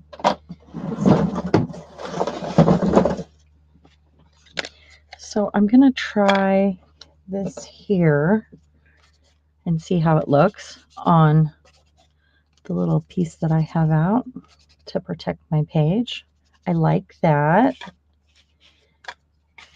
Let's try this one. That's an oxide. And then this one. Oh, I think that one. Okay. So all I'm going to do is color these.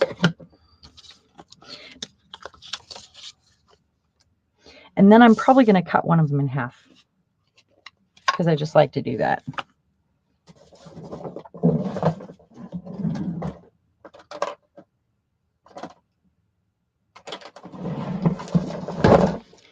I'm going to read some comments here.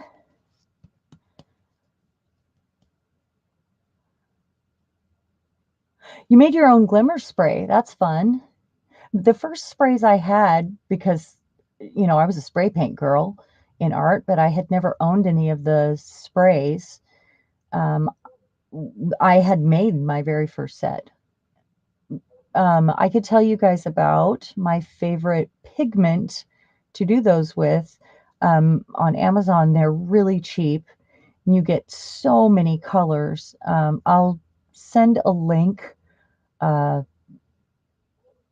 to my friends over at PM Artist Studio if they want to get to share the link in their groups, so that they'll get some credit because I don't have an affiliate link program. So somebody should get to use it, right?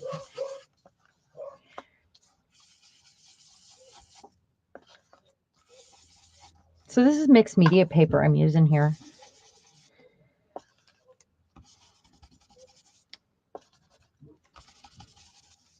And I just punched them out.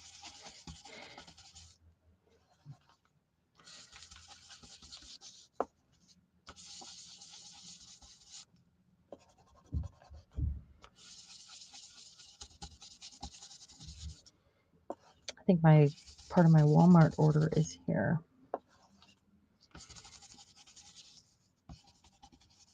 I'm trying to make it darker around the edges.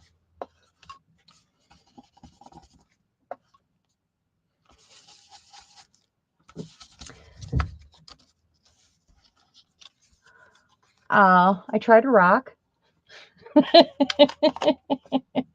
Viking rock.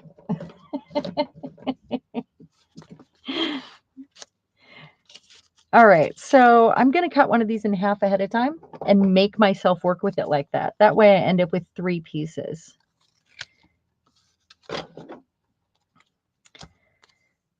So I like it when things travel off the page, not a focal point, a helper, as I like to call it.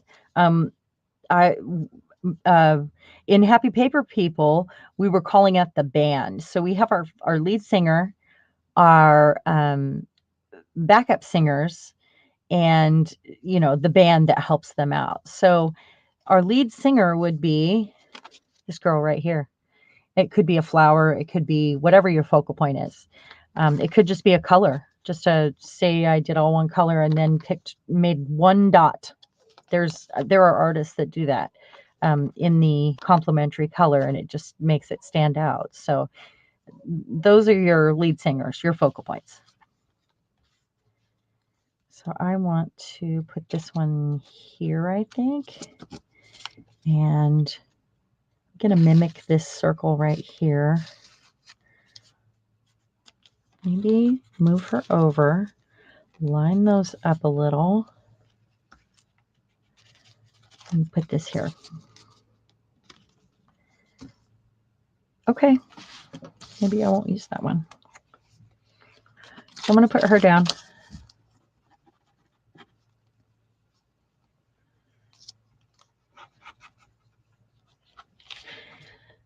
Those pigments, I use them a lot in the resin goodies that I've made, that, the elements for art.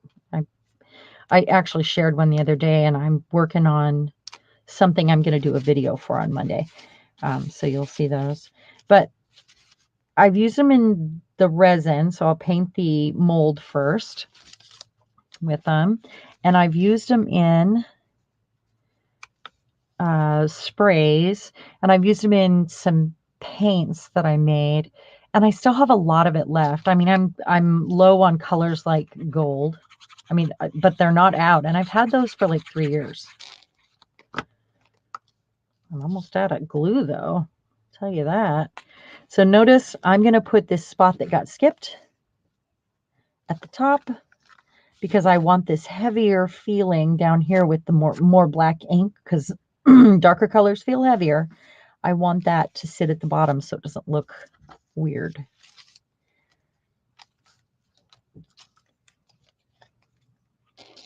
Ooh, it's making sounds. That's bad. 100 different kinds of glue, but I'm out of art glitter glue, and almost this one too. So I'm kind of lining those up.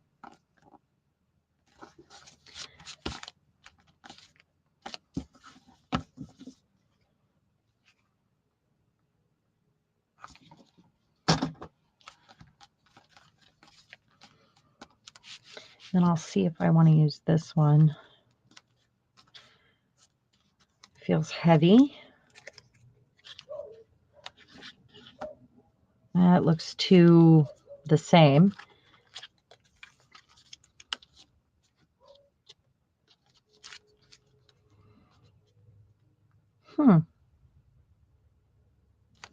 Okay. You ever play that sort of creation game with yourself where you you challenge yourself to only use things that are on your desk? A little more. This would be one of those because I just felt like I should use it.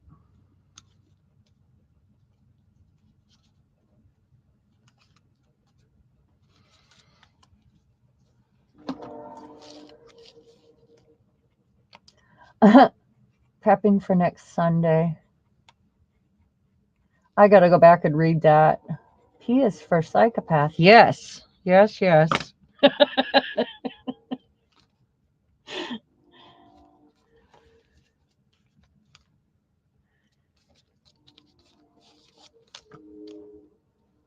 Oh,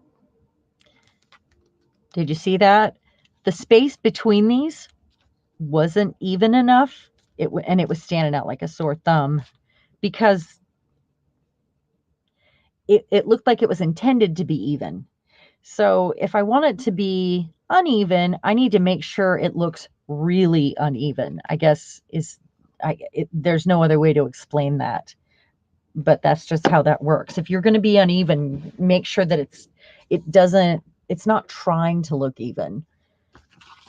Does that make sense? I'm going to go back and read some comments because I think I missed something.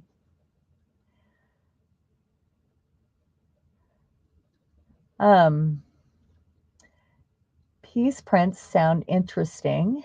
Let's see. So today I made my own glimmer spray. Those stamps remind me of soft toy monkey eyes. Oh my gosh. You know, it's funny because I almost thought of using a smaller punch and then finding a girl and trading her, like putting over her eyeballs one of the punches that had been stamped. Wouldn't that be fun? Or doing like a bullseye? Isn't that in the cartoons when they're deceased? It's a bullseye, right? Murdery Asian style gel prints. Ooh. Ooh, B is for psychopath. Are you using red, Patricia? I bet you are. Reading the comments to her. Oops, that was hacked. It wasn't me.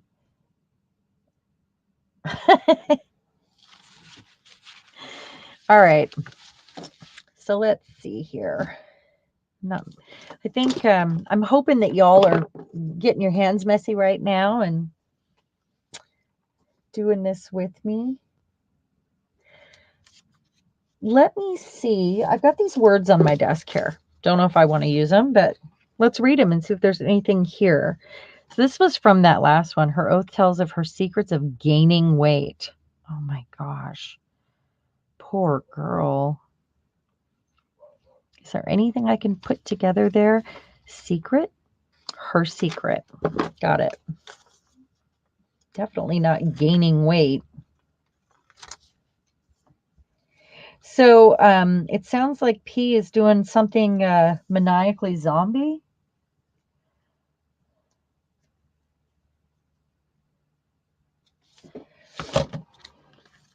If she's laughing maniacally over there making zombie prints. I'm curious. Is it you're going for the gold?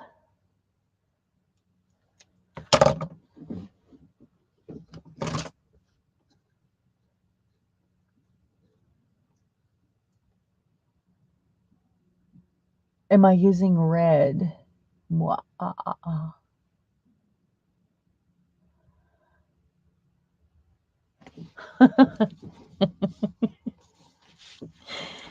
All right, so I got to figure out where I want to put this. And I think what I'm going to do is put something underneath it. Maybe just my finger in a little paint, a little over the, or under it. So how about black? Because remember, we're using opposites on the color wheel, which are the sort of red and green here. And then black and white. I mean, I could add other colors too, and you can also, but I'm trying to stay true to the prompts. So I'm going to put a little black down. Just a little.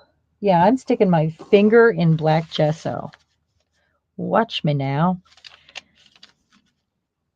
It feels kind of heavy down here, so maybe I do want to stick it all the way up here.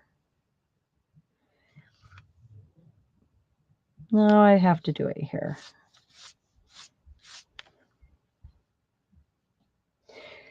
Fortunately, gesso dries pretty fast. And I kind of like that, what happened there. So I'm gonna do that some more.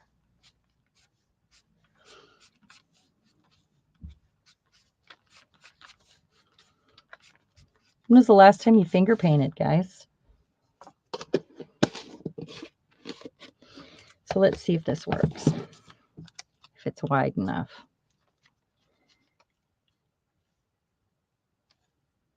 Do we want it up there, down there? How about all the way over? Okay.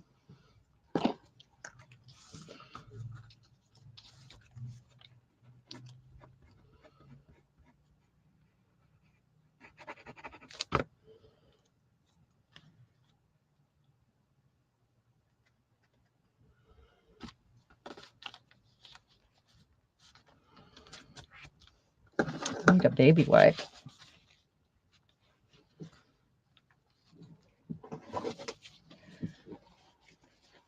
All right. Pin in my mouth. I really like this stencil because I can go through and doodle on this. Say I take it downstairs watching a British murder show and sit and doodle on it with a marker or a pen of some sort, or gold gel pen, or, because, you know, I don't consider metallics away from the prompts, too far away. I don't have my words today. Balance that out. Yeah. Yeah, I have to put something at the top because it feels crowded right here. But I'm going to do that with some line work because I have this circle. I have these little stars. I have the hearts. I've just got to figure out what I want to do at the top here with my bits of doodling. So that is the plan. And maybe this also.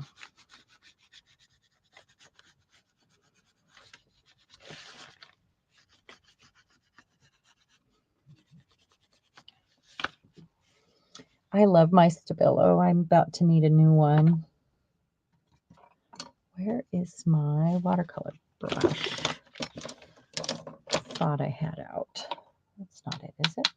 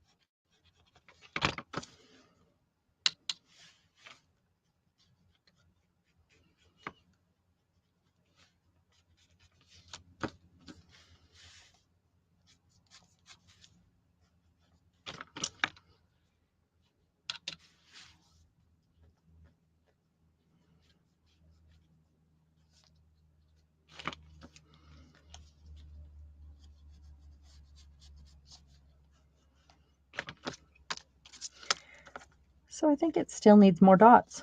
You can never have too many dots. Right? And I would bring white ones in to break up some of that color too. I need to sharpen that. So white paint pen. I do have that out. Or I could use the tip of my paintbrush. And if you'll notice there's different sizes. You could use a tape roll, uh, the end of a marker, because sometimes those are flat, or the end of a pen.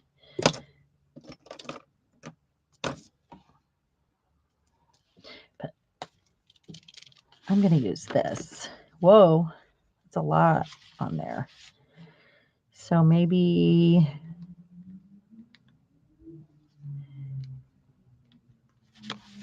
I'm going to put some of that in hers, in her head as well.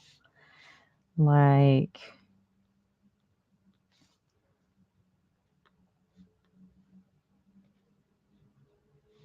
in threes.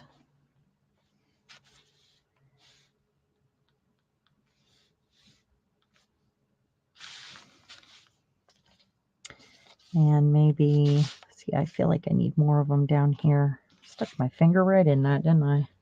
In here.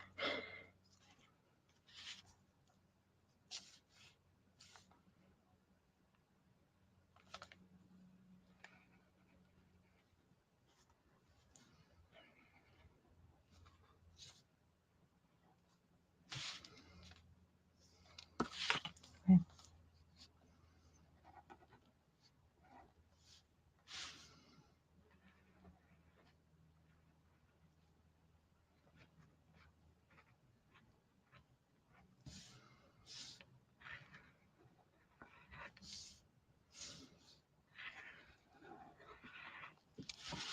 These are the parts I enjoy the most, I think, when you get into those little finishing things. And whether you like them or not, I mean, I think the more I sit and play with something, the more I fall in love with it. And it's about doodling on it and throwing your soul in there, which for me, I feel like it's in the details, in any project where I start throwing my soul in there. And don't forget, everything goes through an ugly phase. It's not all pretty from the gate.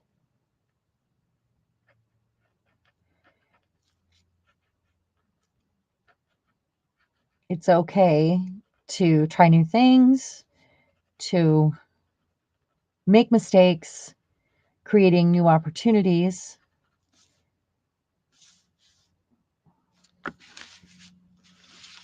And that's where we learn new techniques and fun stuff. So, and our style, that's where your style comes from, is in exploring and trying new things and making them your own.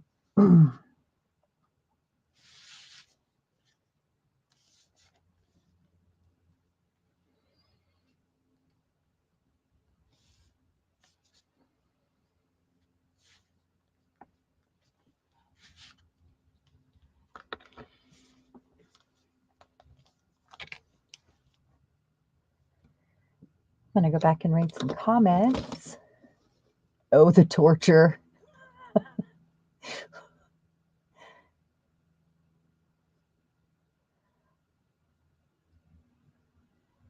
guys are talking about curry? Who's hungry? We're making each other hungry.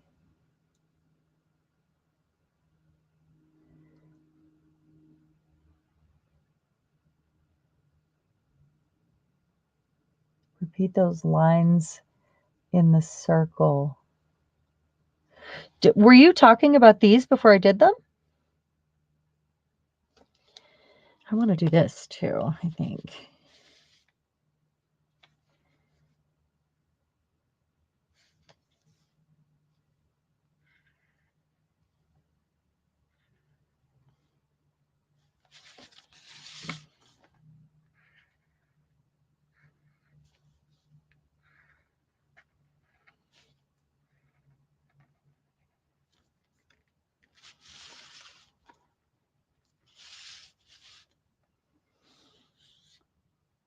It's also really good to spin your work around. That way you're not looking at the big picture, but you're focusing. I find that I'm focusing on the lines and the marks on it instead of the whole big picture.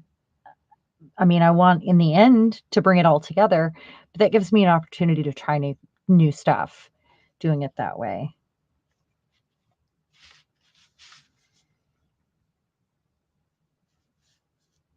I feel like it needs something up here.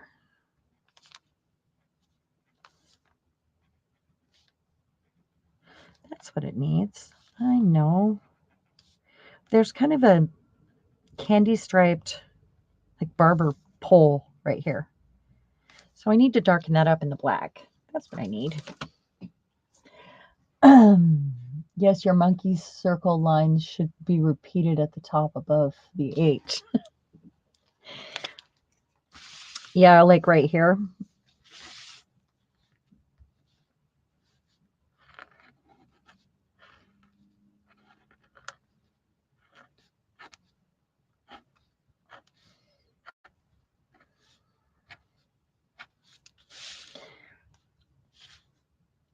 I need to fix her nose. I promised to do that.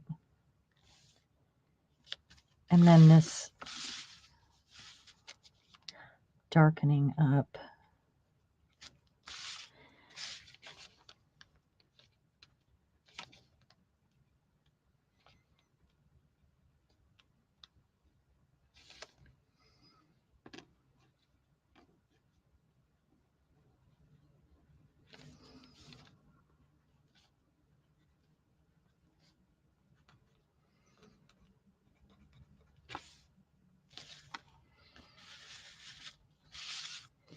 I still need something darker up here because this is heavy. And that might be...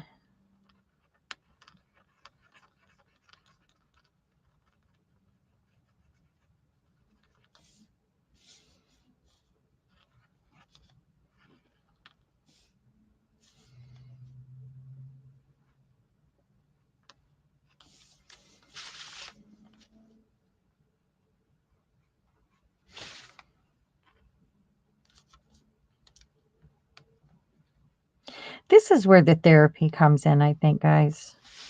It's that sit and fiddle, look at it over and over. And it might not seem like a big, important piece of art that you're going to hang in your house. But in the end, it could be something you really love and want to take out of your book and put in a frame or stick on your desk because you remembered the therapy that you got out of that project.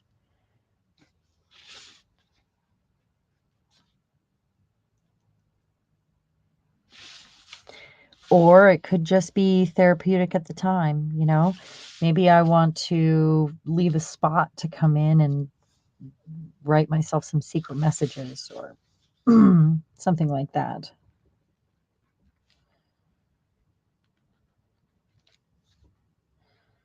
It's essentially for you.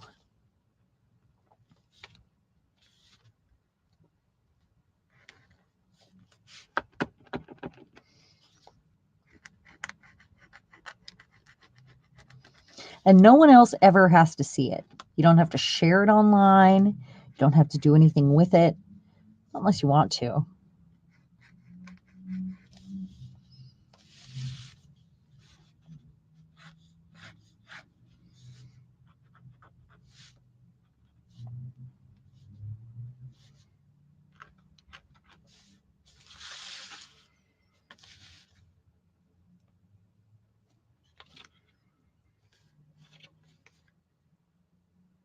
Like we talked about last time, you might cover something that you didn't plan on covering in the beginning.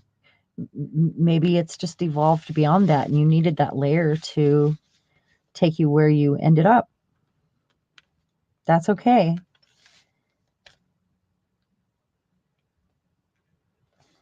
There are no rules. It's just you and your substrate having a play.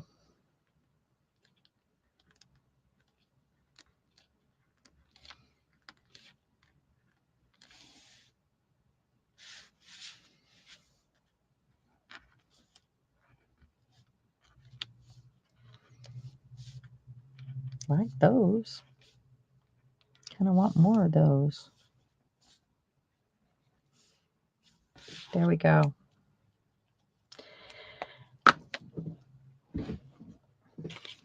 And it's her secret.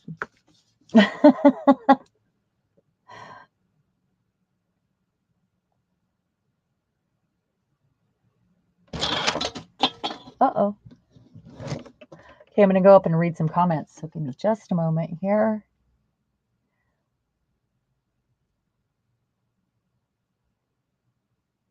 Oh, put it outside and let the birds poop on it. Yeah, I should do that. Will my dog count? Ooh, a shrimp boil sounds perfect. I made a scallop and shrimp fettuccine a couple nights ago, and poor Bill is eating leftovers, but he sure doesn't mind. It's like his favorite thing.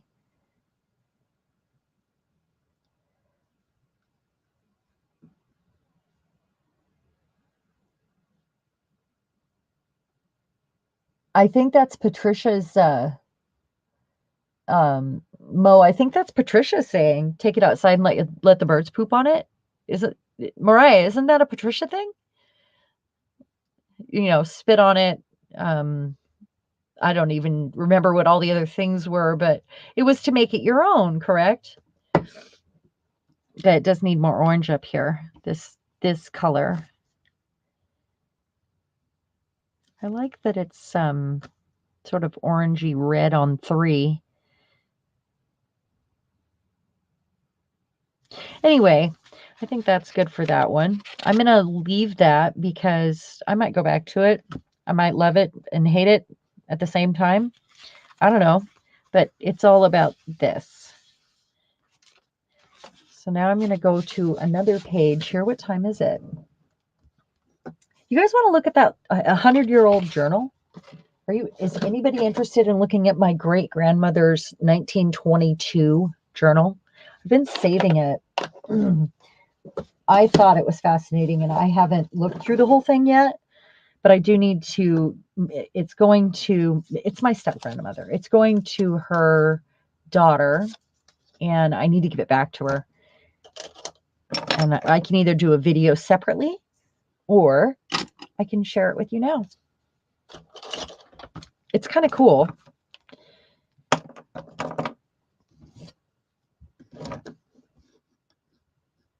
Or we do another page. Oh, spray it, spit on it, take it outside for the birds to poop on it.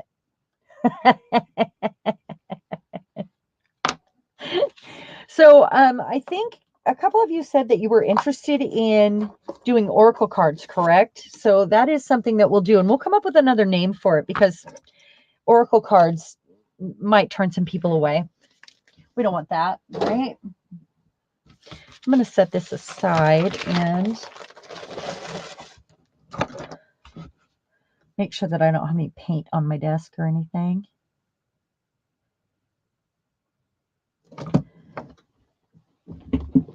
All right. Put this down just to protect it. I thought I would make some copies so that we can share it digitally. What do you guys think?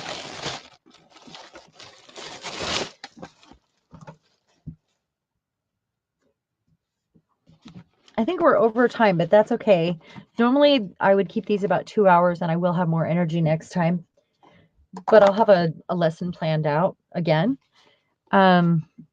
This is, they didn't have high school yearbooks. Make sure that's all dry. This is what they had.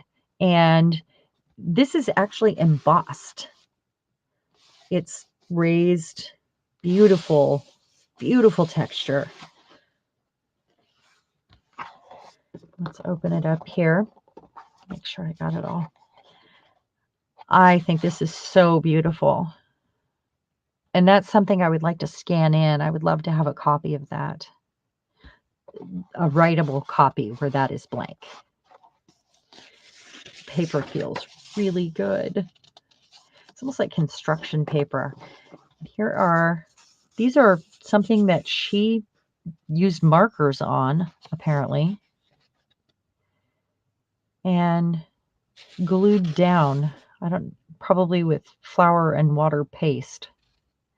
My memory book of school days. Printed in Chicago.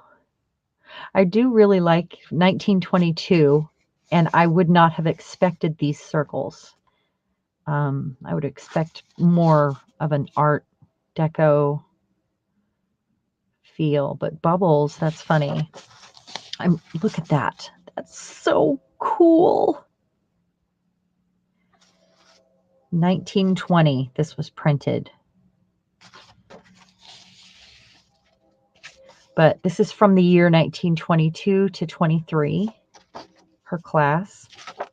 And I will go through it a little faster. I love that it has all these bits at the top printed out. I would love to be able to print those.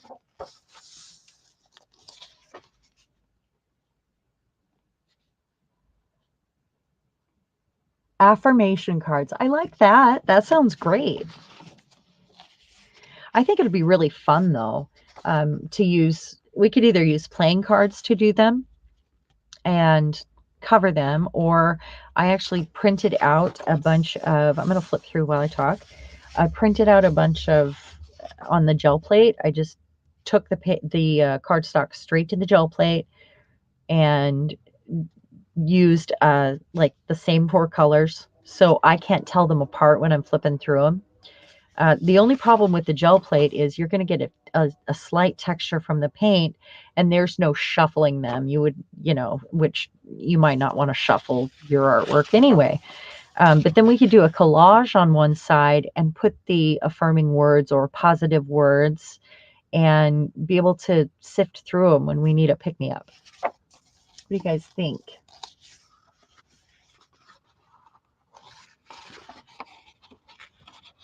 Scan them with your smartphone. It's way easier than trying to get the bulk into the... Oh, yeah, maybe. I'm not sure. Okay, these are drawings she did. She did these drawings. Look at the style. Look at the finger waves here. She actually, this one she did straight onto the book. And this one she did on a piece of paper and glued it down.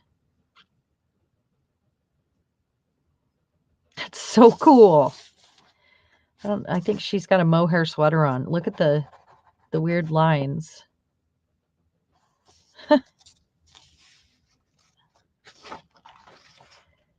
There's lots of handwriting in here. Some from her that's from her teachers. Autographs. And, it's not just her writing, but it tells at the top what each one is. But we'll get to the point. Oh, look at that. Look at that. My chum and other best friend. But she's got a headband on because it's the 1920s. Is that not the best?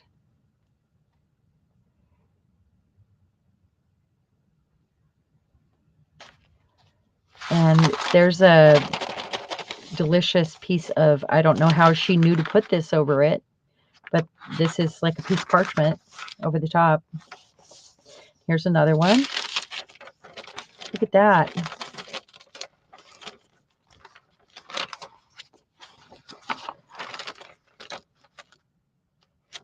Maybe I'll do some repairs on this before I give it back to her. I don't think she's going to appreciate it the way we will, honestly, because she doesn't do anything with journals or books or I love this. Aren't those cool? He'd make a cool stamp. So would she. Huh.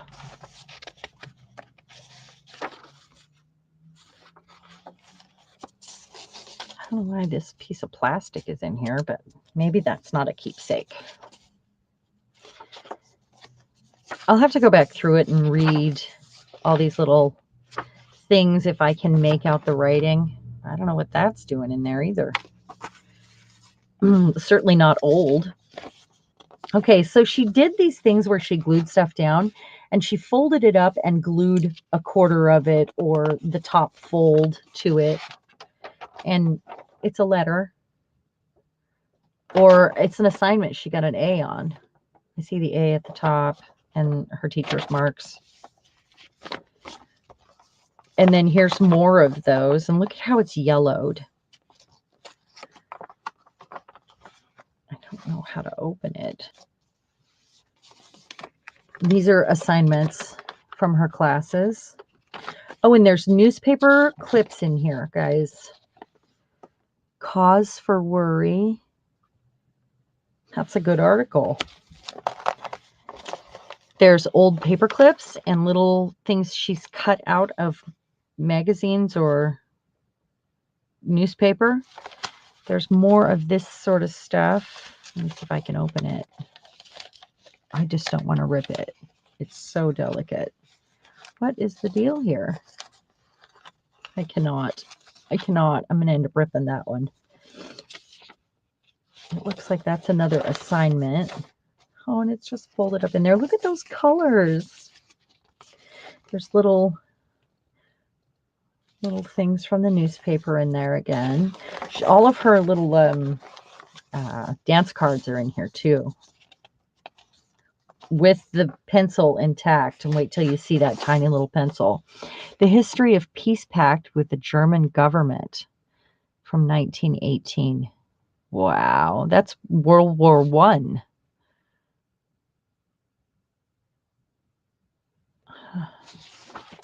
It's really amazing. And I've kind of thumbed through it quickly. But you can see it's sewn. All the little stitches there, just barely holding on. Some poetry. Let's get to the points where we've got some ephemera. There's some blank pages, it looks like. There's a letter or a note from a friend. Look at that envelope. Look at the shape of this envelope, ladies.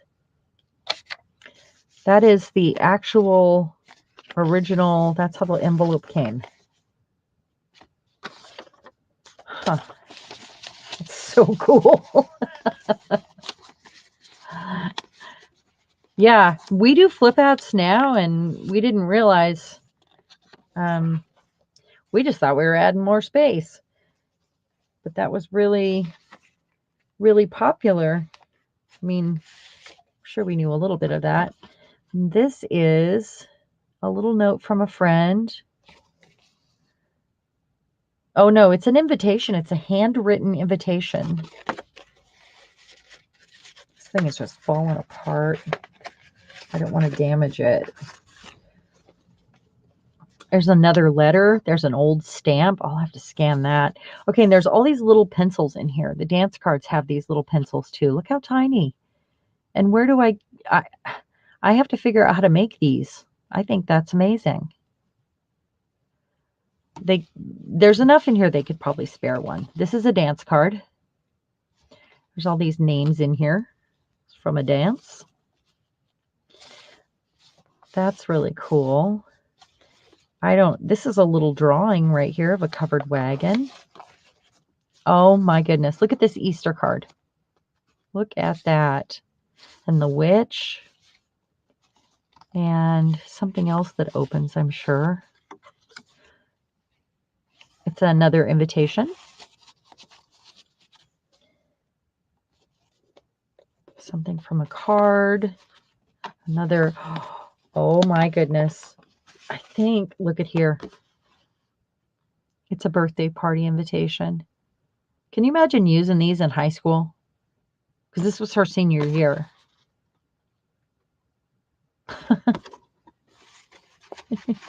So cool. And the little newspaper articles, I think I would like to read them all. I'm just fascinated. Here is the senior prom program. And it's literally it's a booklet. It's got the menu because they fed them. And it's got the program schedule and dances. Oh, this is the actual dances they did, like Everybody Trot and the Wainwright Waltz and the Junior Senior Mix-Up and the Jones Jim Jam. They felt like they needed to schedule that, and I think that is really funny. And there's a junior prom card that somebody had. Maybe her date. Who knows? Here's a little note right here. And it's got a really old rose sticker. It looks like some of the stickers we use now. Here's another one of those pencil caps without the pencil in it. Could probably use a bead cap for something like this. Isn't that cool? Mother-daughter banquet. Here's some more stuff that was tucked in here.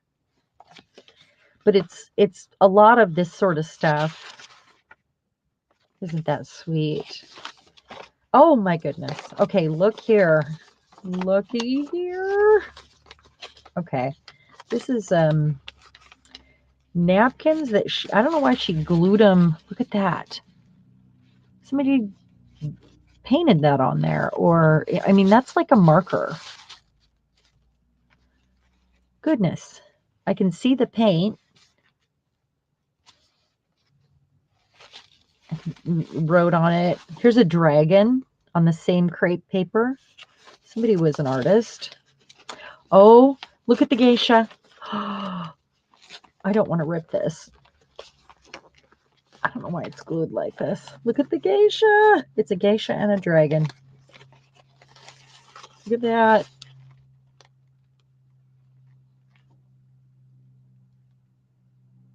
It is, Estelle. I just think it's so neat to peer into the past like this. And because we all make journals or art journals or we're creative people, you know, our culture around us really reflects, or our art really reflects the culture around us. So I just find this all so inspiring. Look at that. It's a little like a die cut on a paper doily. That's a paper doily we all don't have. Look at that. It's a 1920s flapper paper doily. Look at here. It's a little piece of pussy willow branch with it intact still, and some blue thread. See, we would do that on a journal today. Here's another bit of dried flower here, and looky here. Apparently, somebody made her a bracelet, and there's a note on the envelope. Here's an old photo. I have no idea. It's a young boy. Maybe he made her that bracelet. Oh, no, no, no. I'm going to have to do some repairs on this thing because it is falling apart. It's so old. That's empty pages. Here's some more articles from the newspaper. Another note that's been tucked in here. Look at this bit of artwork right here. Oh, and I think that actually was cut out of something. I don't think she did that herself. Declaration. Oh, the Glee Club. And here's a little private secretary. I don't know what that. Oh, it's a class play ticket. And here it is ripped in half. How cute is that? This is where the juicy bits are right here. Here's some more tickets. Stuff from dances and cast information from a play. The Red Men's Ball. Can't put that on the card now. Bye, Sandy. Thank you so much for coming. Thank you for hanging out late with us too. I wanted to share this, and I'm really glad you got to hang out for a little while. So here's another one of those. I know some people might not find this exciting, but I love old stuff, and I just think this is cool. She was in Puyallup High School, so some of you are from that area, I know, and that's not far from here. There's more of this sort of stuff. That's a program. The fonts here are amazing. Look here. She used these hole protectors and wrote on all of them, so it's like a bit of artwork in there. That's really cool. Look at the little ribbon, the really delicate little ribbon. There's another one up here, little satin ribbon. And here's a pin that says something Sunday School, Western Washington Sunday School Association. Girl Scout Conference. So cool. Here's a ticket. It's thick. Girl Scout Conference. And that's what that's for. The whole program is. And it's big. Some more articles from the paper.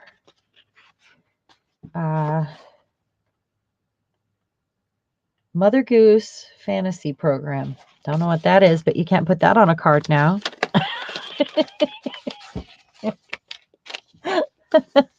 Sorry. Community benefit.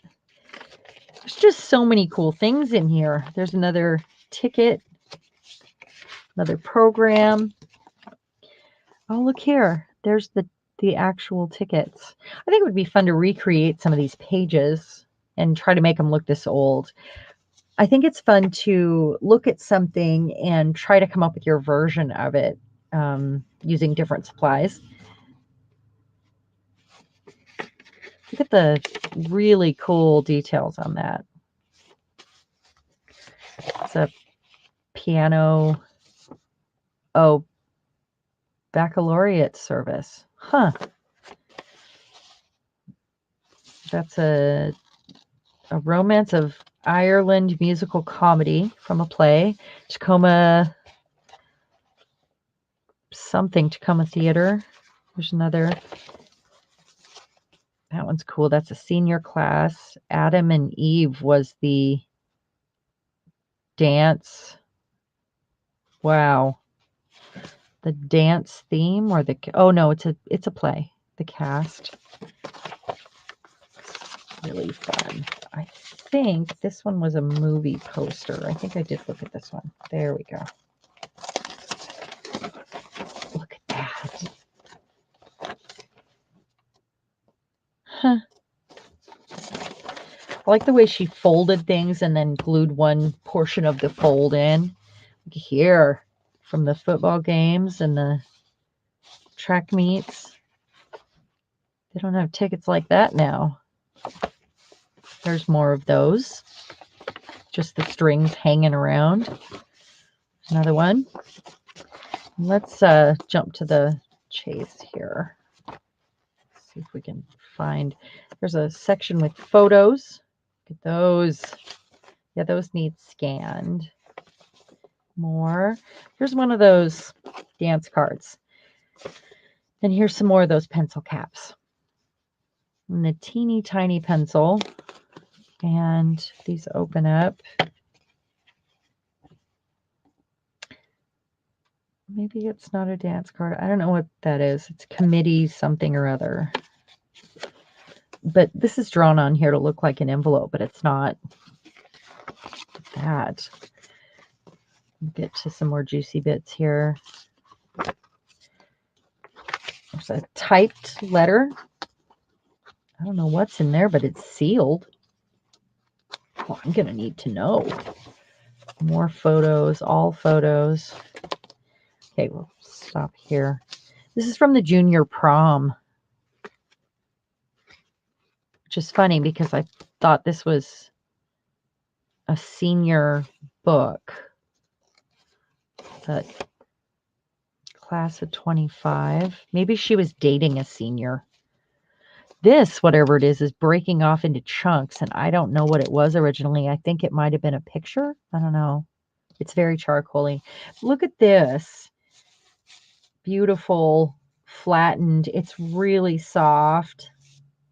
But it looks like the ribbon you put on your packages, but I don't think it is. I think it's taffeta or some sort of fabric. Another one of those little pencils. Like I said, this needs cleaned up. Piano recital. Look at the birthday card. Oh, so cool. This is her school report. Doesn't look like she was doing real well in some of those classes. And I think this is a class of 1924. This is reunion, like where she went back and added it.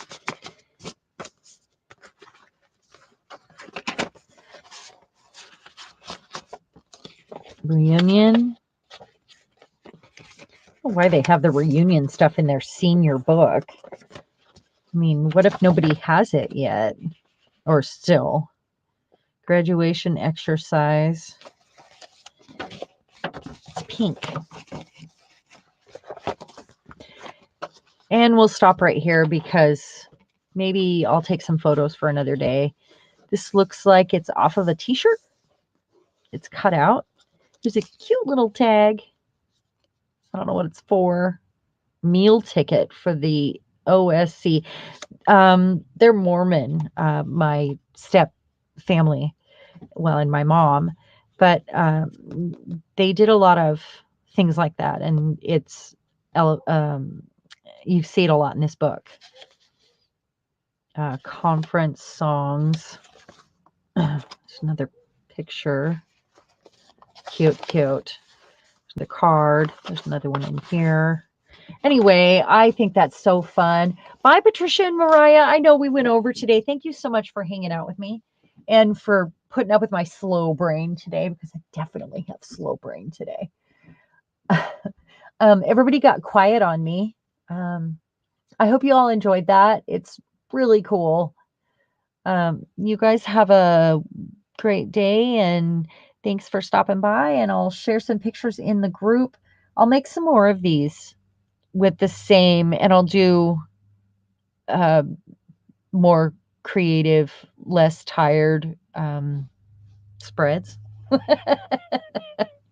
Or I'll fiddle with those until I love them, because it's not done until you say it's done, right? You were engrossed?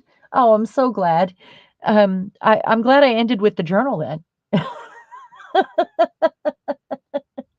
It is a cool book. It makes me want to just really recreate some of the pages. I bet we can. It would be fun. It would be fun to call it a 1922-esque journal, I think. Yeah, you guys have a great night. Thank you for coming by. We'll do another lesson in 2 weeks, and I'll keep you informed when I finish that other class, okay? Thank you. Bye, ladies. Mwah.